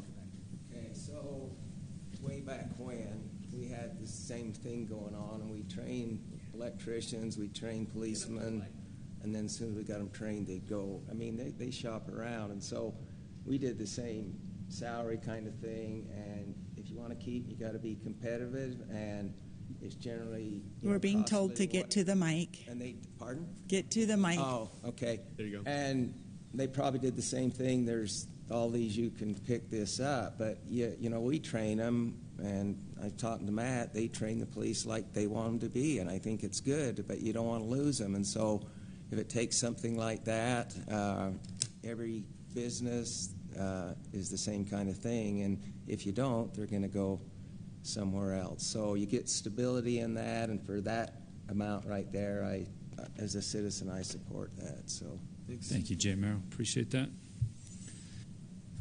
Anyone else? Public hearing. It's public hearing. Financial. Just item B. Yeah, this is for the item B is the budget public hearing, and if you want, we can give a little bit of a preview for what that is for. You bet. If your comments are about the salaries, then just maybe keep that going out. You want more on the budget? Yeah. Okay, perfect. Yeah, and then I'll just maybe add a comment to what Mr. Hallam said. The city set up a great program, candidly, for probably 2 generations, where we've evolved away from typical government salary structures, and that when we did that way before my time, there's many people that were involved, none of whom were me. They deserve all of the credit that we evolved our salary system in a way that has enabled us to be very competitive, but also to retain. And I know a number of cities who, through the years, for various reasons and decisions that were made, lost hundreds of years of knowledge in a year or two because they chose to ignore some of these issues. And when I say hundreds of knowledge, I mean, Vaughn's got, well, I won't get too close to the years. I don't want to reveal ages. Everybody here is 29, but 20 years of service and 30 years, whatever that number is, you add up, and all of a sudden you've got 150 years of expertise that in these different positions, and our division managers and our directors, and a lot of our employees, they've got a lot of time, and yeah, we definitely don't want to lose that. And we're seeing change in the workforce with younger employees, and we're trying everything we can to create that same connection that those employees have to us as an employer. We don't have all the same tools because the world's changed, and so the pension's different, the retirement system, right? So we're looking at employees, and I'm totally looking at Ian, I'm totally looking at Jack, these younger employees, and we're looking to create, how do we instill that desire to stay in this environment with cities, even in a changing environment. We're continuing to work on that because the workforce is evolving. But nobody look at Ian or Jack, but look at Ian and Jack and say, just make sure you stay. Love what you do, love how you do it, and just stay, because it's a great place, and we will invest in those employees and get great things out of them. Awkward moment over. Well said. Well said. Thank you, Seth. Okay, we're in public hearing for item B. Oh, Jordan, are you going to introduce? Just keep the public hearing going, and we'll do this. All right, perfect. Yep. Okay. All right, I'm going to give a little summary of... What's our average of revisions when we have a budget, Jordan? The average? What do you mean by that? Well, we revise the budget. When we pass a budget, we've approved a budget, and now revising it, which is what we do throughout the whole year of a budget. But do we have an average of how many revisions? Oh, how many times we touch it? Historically, we've always done one in the fall. We generally need one in February, and then we do one in June in case. So we generally do 3, and we're trying to cut that down to 1 or 2. We'll see how we do this year. Okay. But let's talk about why we do one just 3 months into the year. The main thing is the carryover project. Carryover project is something where we budgeted for it last year. We thought we'd get that project done, and we didn't. So those funds aren't gone, but we do need to rebudget them. So that's what a carryover budget adjustment is where we didn't get to it last year, but the funds are still there to be used. So most of this budget is carryover projects. Salary adjustments we've already hit upon, and then fee schedule changes. As part of our budget document, you're going to approve fee schedule changes. So we'll hit on those as well. One note on the budget, we had several expense categories that were kind of minor in nature where the dollar amount wasn't very large. And to try and create a little more streamlined budget, not have so many line items you have to look at, we merged certain categories. So there's a page in the budget that outlines this, but you can see some of them here where we're just trying to take small dollar amounts and make it so you're not looking at these really small items that really don't have a large impact on the budget. Any questions on that? All right. This table right here, I feel like gives the best overview of the budget. So we're looking at the blue column. The green column is the original budget that was passed. The blue column is what is before you tonight. So the general fund, very minor change, $300,000 in personnel for those salary adjustments. One thing to note on the general fund is it is very little capital happening there. Most of the general fund capital projects happen in capital project funds where they're a separate fund.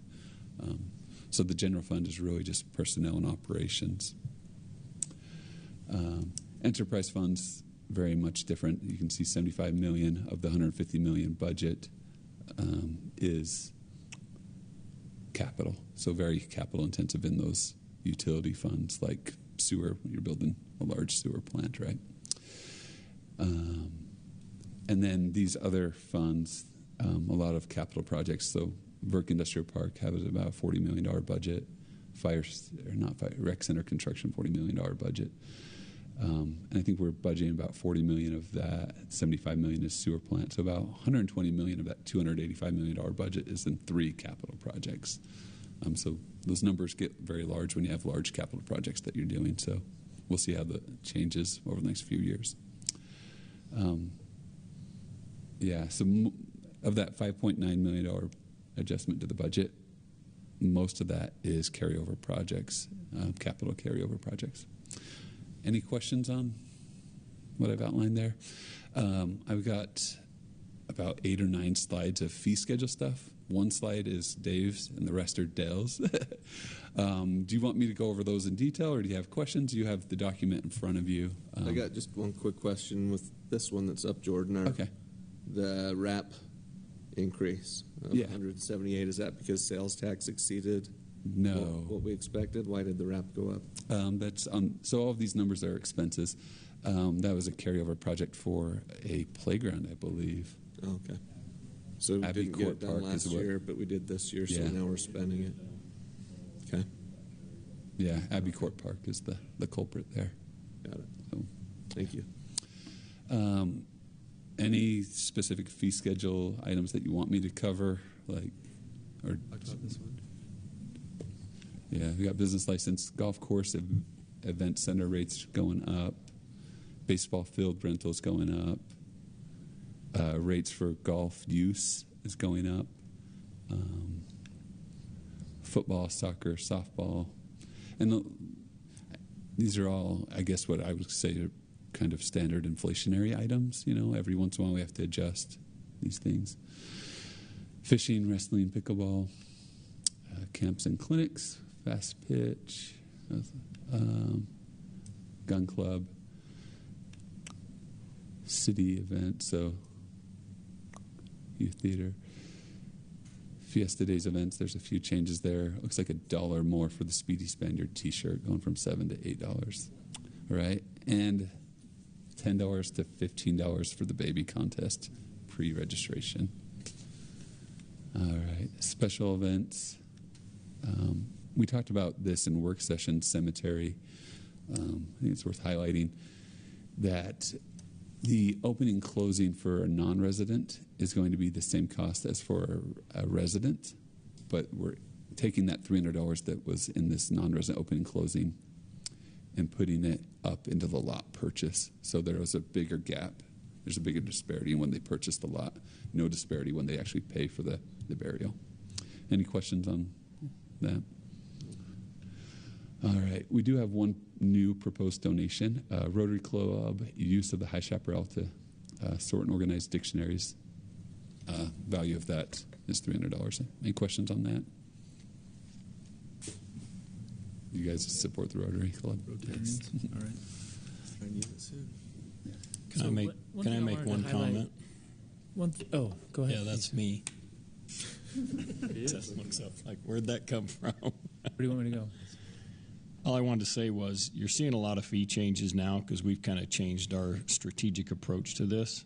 Normally we'll change them throughout the year, but we've tried to standardize these so we can do them all in the fall, just in one fell swoop, so we're not changing them consistently throughout the year. So when we do have fee changes, we'll focus on doing them during this revision. That's what I was going to say, and so let me add a little bit more and then ask a question.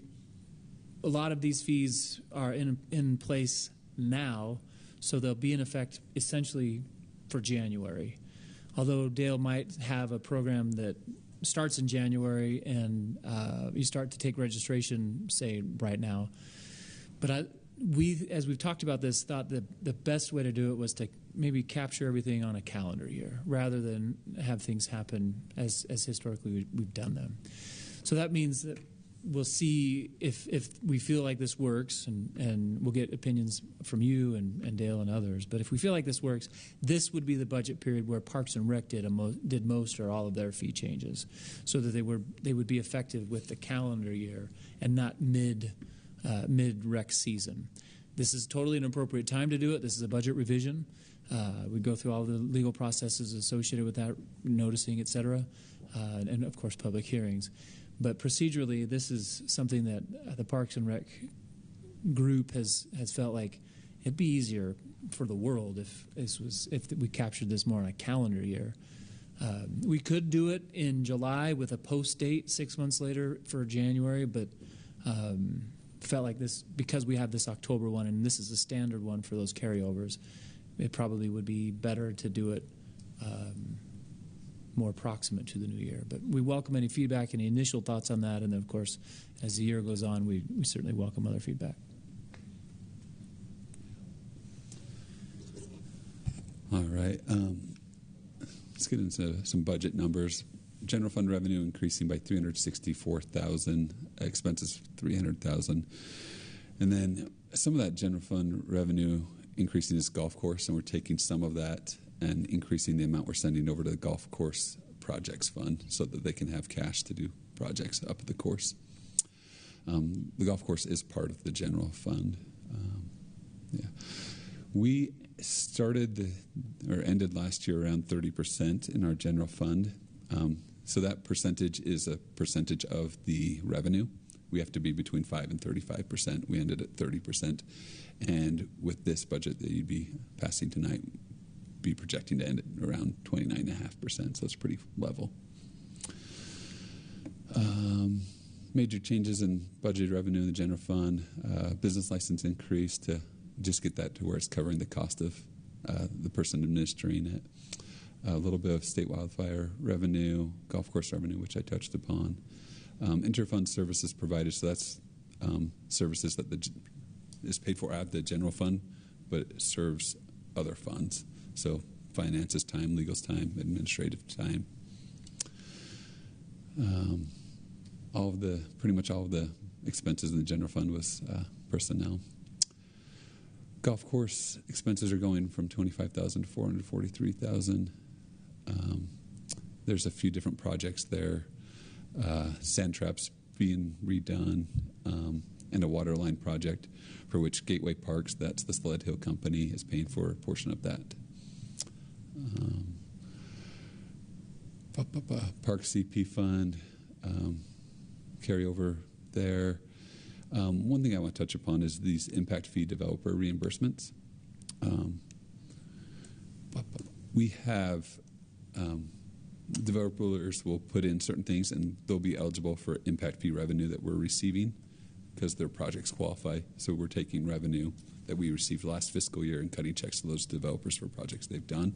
It's difficult to know what those amounts will be because it's as those revenues come in, it's shared amongst the city and those developers, and we don't know how much revenue is going to be coming in. So estimating in a few different ways. So there are a couple of developments put in that put in trails, and they're getting reimbursed for some or all of those trails that they put in. Water fund. There were several carryover projects totaling $1.8 million. There's a $300,000 project reimbursement that we had not budgeted for on the revenue side. Sewer carryover projects of $1 million, and the developer impact fee wasn't $1.1 million like we originally budgeted, so we're reducing that. Carryover projects and power fund, nearly $1.3 million, and again reducing the developer impact fee expense. Streets and storm drain. We didn't budget for some land that we're considering purchasing for roads, and there's some other capital expenses going up $365,000. Again, truing up that developer impact fee amount. And we should talk about road closure revenue. This is something that we've instituted in the last year or two, and it's not. The purpose isn't to generate more revenue, but to have a penalty for those people that are causing our roads to be closed. We don't want our roads closed, so by having a road closure fee, they're paying per day to have that road closed. It incentivizes those contractors to get in, get the work done, get the road open. So hopefully this fee will make it so those roads are open sooner. But any question on that? A really good change. Motor pool fund, I think it was increasing from about $6.7 million to about $7 million, so not a large true up there. Questions on the budget? Any of those items? Any questions for Jordan right now? Budget documents. Okay. Thank you, Jordan. I'd have you come back up if we have questions. We're in public hearing. Anybody that would like to ask a question from the public? Hi. You guys are great and all, but I'm pretty sure that they're all staff questions. So, VERC, with that part of it, is it possible for you? I feel weird with you behind me because I feel like I'm talking at you. Okay. No, you're okay. So, is it possible for you to explain why it seems like we keep funding for like the same things over and over, like in different ways? So, I guess first we had the UIPA to allow the tax differential concept. I'll pay for the infrastructure, and the differential I understood was to be put to use in constructing the public infrastructure. Then just recently in August, we had the PID with you two. In the, like $72.5 million for the public improvements with that, both inside and outside the boundary. There's the difference with the mill levy for the project with the PID and the tax differential. Is that right? Okay. So if the PID was created to be the funding like mechanism or the financing tool for it, then why are we also budgeting for it here? Sorry, that was a lot. Because I think there was also the interlocal with the county for the $8 million back in April for the road. Also, April, May-ish, there was the AIB revolving loan for the $10 million from UIPA for the infrastructure projects, but I think that was a 12-month loan. And also in May, there was 2 other PIDs created. So I might have missed some, but so why is the city now also budgeting to increase another $37 million for the VERC infrastructure what's the point of the PID then, and aren't the PID structured so that all the financial responsibility lies within the district itself? So I don't know if this is a question that you want to maybe break down for me later, but I thought. Last question. So recognizing that the project area is designed in a manner intended to have impacts that go beyond the boundaries of like the 2,500 acres, can the extent of those improvements be like defined? Where does that start and where does that end outside of that area? That's all I got. Thanks. Thank you. Thanks, Jackie.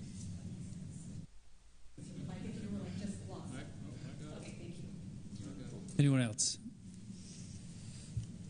Seeing none, I'd entertain a motion to go out of public hearing for B. So moved. Motion made by Councilwoman Beck. Second. Second by Councilman Took. All in favor say yes. Yes. Okay, we're out of public hearing for item B. A couple of questions there. Seth, if you'd like to. I can answer those questions. Before I do, any other questions from you in terms of the budget? Okay. I think with this revision budget, I don't have any changes to the VERC budget, the VERC CP fund. So this is all from the original budget. No change in this revision. But the question asked is why do we keep budgeting and maybe even budgeting for the same thing over and over again? And I'll do my best to answer this question succinctly. It's not that succinct, so I'll do my best.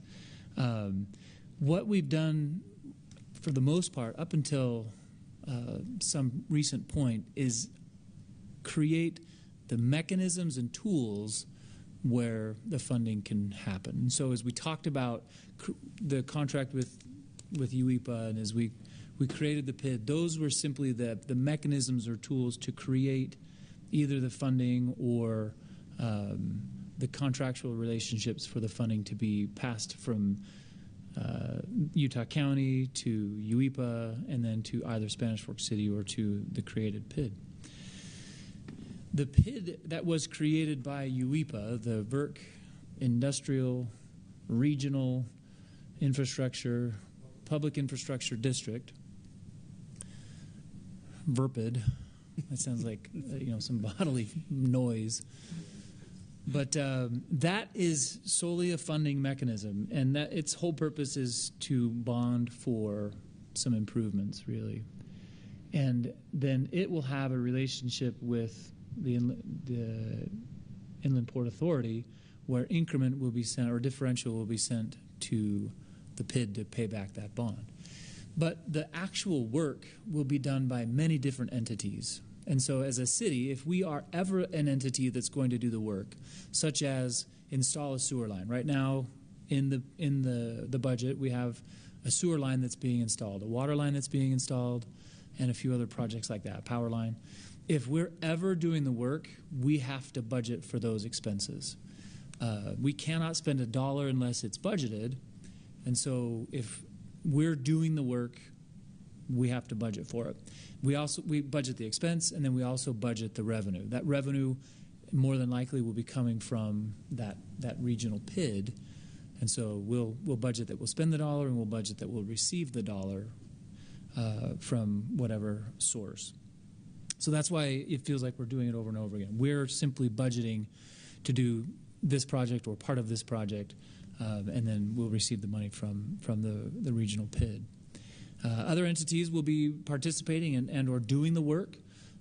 So there will be some street work or lift stations, storm drain projects that other entities will be doing. And however they budget, they're private companies most likely, and so however they budget for it and spend those dollars, they'll do it. And then they'll also have a reimbursement process that they can go through and receive money from that PID. But that's why we have money on our books, if you will. That's why we have these dollars budgeted to be spent, and then there's a revenue line for it as well. And we did indeed have some revenue coming from Utah County. They participated in some of those road costs. The majority of it, however, eventually will come from the PID. I think she mentioned also 2 other PIDs that were created. Those were private PIDs that were created by you, the City Council, for projects. They would have the ability to do things only on the land for which those infrastructure districts were created. You created that legal body, that legal public entity, and then now they are off to the races as their own public entity. They have requirements based by law. You created them, but it's like you made the baby and sent it out already. They're on their own. So there you go. That's maybe more than I should have described it as, but Thank you, Seth. it's 9:35. Yeah, thank you. Any other questions from this body? I appreciate the discussion, and Councilwoman Beck already touched on it, and I think we've concurred here. The change in this budget that we're talking about, besides some carryover stuff and the regular revision things that are happening, is the wages, and I think Mayor Hallam said it well, and I'll just reiterate it. The City of Spanish Fork budgets conservatively, is fiscally responsible with your tax dollars, and transparent about where those monies come from and where those monies go. But in a public setting, for all the employees, including the professionals that are in the director positions at Spanish Fork, consummate professionals that deal with challenges day in, day out. And I know we as the City Council get to see those from some level, and just publicly thank you. Thank you for your work. Thank you for the daily ins and outs you do, but we see you from all levels, and that's not a small percentage of wages being budgeted for, so it's important. But you do a lot. Swiss Army knives, we call them, and we have many of those in the city as employees, so good stuff. You're coming back. You guys told me that I'm not doing my job well when we aren't celebrating some of the amazing things that we've been able to do. And it's true. Do you want me to do the quick little historical run of what we've accomplished with some of this stuff over the last 5 years? I certainly don't have to, but it is quite remarkable.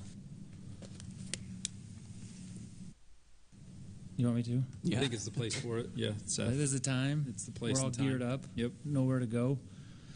So, some people may be noticing that we have had more ambulance and fire trucks out on the road in the last couple of years, and the response to that is we sure have.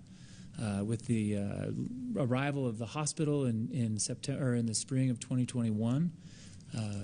That has brought almost on the daily 3 new calls for service. If we put the hospital aside for a second, in the typical growth of our fire and EMS calls, in 2010-ish, 2015-ish, in that range, the first 5 years of the teens, we had roughly 4 ambulance calls to every 1 fire call. Fast forward to today, we're about double that. And I think if Eddie were here, he'd say maybe 2.5 times that. So we have a lot of calls every day. And we've made significant changes. And I think this is kind of an amazing thing to highlight. And I think our residents will be really pleased to know this. But if you think back to the spring of 2022, we hired Chief Hales. And shortly after hiring Chief Hales, we hired Deputy Chief Hoarding and our Fire Marshal Jason Turner. So we had three full-time firefighters, and then we had the EMS that was functioning as part-time, and our fire that was functioning as full-time or as volunteer. So if you want to get out a pencil or a calculator or fingers and toes, you need to use your fingers twice. In July of 2022, we hired 6 full-time paramedics, and those were a conversion. We brought on paramedics and converted some EMT part-time positions to full-time, but we hired 6 full-time paramedics. In January of 23, we hired 6 more full-time paramedics. In July of 23, we hired 3 full-time battalion chiefs. In January of 2024, so the beginning of this year, we hired 6 full-time EMTs. And in July of this year, 3 months ago, we funded and have been hiring 6 more full-time EMTs and 9 full-time firefighters, With this budget in July, we also converted the volunteer positions that we have to part-time. That's something that we did with EMS about 10, 12-ish years ago. We converted them from volunteer way back then to part-time. And the call volumes have been such that based on federal laws and regulations, it was time to no longer have them operate as volunteers, but pay them as a part-time employee. So if you did the math on that, I think it was 39 full-time positions that have been converted and come into the fire and EMS division. In that same time period, we've not adjusted property tax or any other tax revenue for fire and EMS. Now, every one of those positions has insurance and benefits associated with them, and they're great jobs. We have great people in them. We were able to hire a number of people from within our part-time and even our volunteer ranks and put them into those full-time positions. But that's 39 positions in 2.5 years that we've brought on full-time. And one of the things that you heard today, because we've had those people responding from the stations and ready to go, one of the things that you heard today is that in August on the 24th, when that phone call came and that heart attack happened at the sports park, our crews were there within a couple of minutes. And that response time is definitely different than it had been 10 years ago, right? Even 5 years ago when we were responding from homes as we had been. And that system worked so well for us. We're so grateful for the 100 years of that system in the fire side and the 40-plus years on the ambulance side. But with that change and that call in particular, for example, we have reduced the response time for fire and EMS calls by 7 minutes, which is a really big number. These changes are not inexpensive. Our fire and EMS budget has gone from $3.5 million to almost $8 million. Not small money. But that's the cost of the service. And one thing that I think we're most proud of as we've done this is we've done it without increasing property tax for it. Now that the future is different, whatnot. We always may change that or have to do something different. But we are so proud to be able to do what we've done without having those increases. So that's kind of a staggering look back at what we've done. You've been a part of that, of course. What we've done over the last 2.5 years with our fire and EMS. There you go. Thank you, Seth. Thank you, Seth. Good reminder that we probably don't remind everybody enough, but a good night that while it was discussed of exactly what happened here and what we celebrated, that how important it was that our public safety personnel were that much quicker to get to the scene, and there's stories after stories of that happening, and so it's a credit to good leadership, good budgeting, good watchful eyes on this money to make that go as far as it has for us taxpayers to improve the service to that level. It is something to celebrate. So very good work. Any other questions for staff on this item? Okay. If not, I am ready for a motion approving the first revision of the fiscal year 2025 budget. I move to approve the ordinance approving fiscal year 2025 revision number 1. Motion made by Councilwoman Beck. Second. Seconded by Councilman Took. It's a roll call vote here. Councilman Took.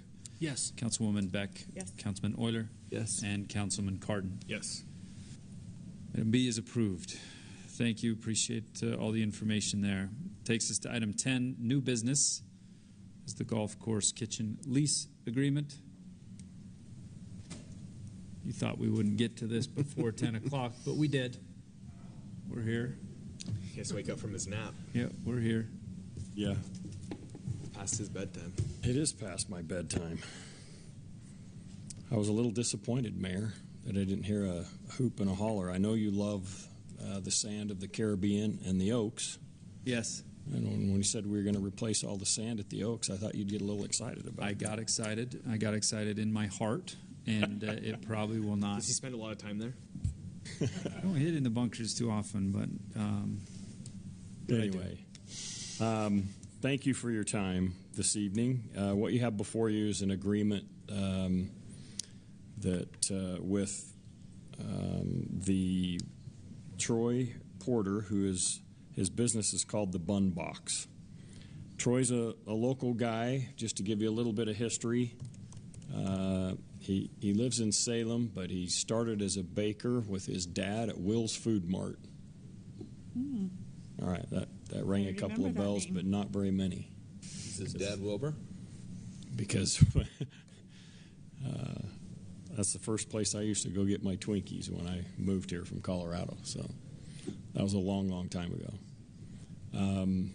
And he's been a baker over at Provo Bakery and some other places. So he came to us and proposed that he run our golf course cafe for our golf patrons during the golf season, but year round he wants to lease our kitchen that goes with it and do some baked goods, sweet rolls, cookies. I don't know what else. He keeps talking about the sweet rolls, so we'll have fresh ones every morning. Vaughn has reviewed this agreement, and we're proposing to charge him $800 a month lease. The agreement is set up for a year. We wanted to test it out first and make sure they were happy with us and we were happy with them. And if it is, the agreement also is set up so that we can just continue that if we choose to. If everybody is okay with the arrangement and it's working well, then we set it up so we can renew it as well. So there's not a whole lot to it other than all the attorney jargon, right, Vaughn? Dale, currently in the gift shop, we don't have anybody using the kitchen, right? Like it's just setting bake it. Yeah. So this last season, we did have a group that came in and just did it on weekends. Okay. So you guys know that we set up our own little snack shop in the pro shop with hot dogs and drinks and stuff, and that's going to continue. That won't conflict with anything. So we'll continue doing that. We shouldn't run into any conflicts. This guy, because he has another business there, is going to be there. Our challenge is with the golf cafe is people don't really want to be there when things are slow because the personnel costs kill them, which is understandable. But they'll have personnel costs running their other business, which, by the way, is mostly online and phone order type stuff. So he's not going to be. He'll sell ones and twos while he's running the cafe, but other than that, everything's run out the side door with pickup orders and delivery. In case you're wondering, I have visited with Ryan Neptune with Gateway to make sure we don't have a conflict there because they run a little concession thing outside. We did write it in the contract so that he won't be conflicting with that. In fact, they may use each other, actually. I got a meeting with Ryan Neptune later this week, but he hasn't had any concerns about that because he's not going to be selling to their patrons and conflicting with what they're doing outside. Any questions? Or did I anticipate all of them? You did. You did a good job. I think You got a couple hours to prepare. So. Yeah, I did. Kind of excited for the smell that's going to happen when you walk into the golf course. It's going to be good. Yeah. It's going to be good. We could put on some weight. We're going to have to up our exercise program. We'll have to get a cart every other time. Every other time, not just that's right. Because we certainly won't be able to pass them up, I think. So, thank you. Perfect. Thank you, Dale. Appreciate that. If there's no other questions for item A in new business, I'd entertain a motion. I move to approve the golf course kitchen cafe lease agreement. Motion made, by Councilman Cardin, seconded by Councilman Euler. A roll call vote here. Councilwoman Beck. Yes. Councilman Euler. Yes. Councilman Cardin. Yes. Councilman Took. Yes. Item A is approved. Takes us to 11 to adjourn to Redevelopment Agency. I move that we adjourn to Redevelopment Agency. Motion made by Councilman Cardin, seconded by Councilman Took. All in favor say yes. Yes. We're in RDA. Yes, we're in RDA where there are meeting minutes in the consent item agenda. I'd entertain a motion to approve the consent items. Move to approve the consent items. Second. Motion made by, what am I calling it again, Jesse? Just yell at their last name like Stacy does. Sure. Board member Took, seconded by Board member Beck. To approve the consent items, all in favor say yes. Yes. Consent items are approved. Now, item 13, the public hearing that Jordan's going to talk to us about. Yeah. So the RDA stands for Redevelopment Agency. Inside the RDA fund, you have several different project areas. The project area that has a budget change is the North Industrial Project area. It's near the airport, and the funds in this in this project area are going to pay for a water line. Is that right? They're ditching a water or piping. I'm trying. It's too late, Corey. Yes, I believe so. But yeah, it's piping a ditch near the airport. Yeah, so that $500,000 to $1.8 million is the amount that's changing there. And this is a carryover project. We thought we'd get to it last year and did not. Perfect. And that's it. It's exciting. Is this the ditch along Main Street, do we know? Yeah. But that's, Is that what the it is? only one I know that's being piped, at least for now. So. I don't know if Corey knows. that sounds right. The ditch Probably along that Main one. Street. Yeah. Under construction. Okay. Thank you, Jordan. If there's, I would entertain a motion to go to public hearing for the RDA fiscal year budget revision for 2025. So moved. Motion made by Board Member Euler. Second. Seconded by Board Member Cardin. To go into public hearing, all in favor say yes. Yes. Anybody from the public like to speak to this item? Seeing none, I'll entertain a motion to go out of public hearing. So moved. Motion made by Board Member Beck. Second. Seconded by Board Member Took. All in favor say yes. Yes. Yes. Discussion back up here. Any questions for staff on this? Nope. I'd entertain a motion to approve the fiscal year 2025 revision number 1 of the RDA budget. I move to approve the RDA resolution approving fiscal year 2025 revision 1. Motion made by Board Member Took. Second. Seconded by Board Member Cardin. Roll call vote. Board Member Cardin. Yes. Took. Yes. Beck. Yes. Euler. Yes. Ew, you got the hang of it. I got lazy like Marshall. Beck, Oh. that item is approved. 13A is approved by these board members. I'd entertain a motion to reconvene back into council. So moved. Motion made by Board Member Cardin, seconded by Board Member Euler. All in favor say yes. Yes. We're back into City Council meeting. Mayor Landon did bring up a point. You didn't pull a Shane and just start calling us by our first names. So That's true. It didn't go that far. Good point. Sure. Well, Shane is famous for. On that note, I move that we adjourn. Yeah. Motion made by Councilman Euler, seconded by Councilman Cardin. All in favor say yes. Yes. We're adjourned from City Council. Thanks for joining us, everybody.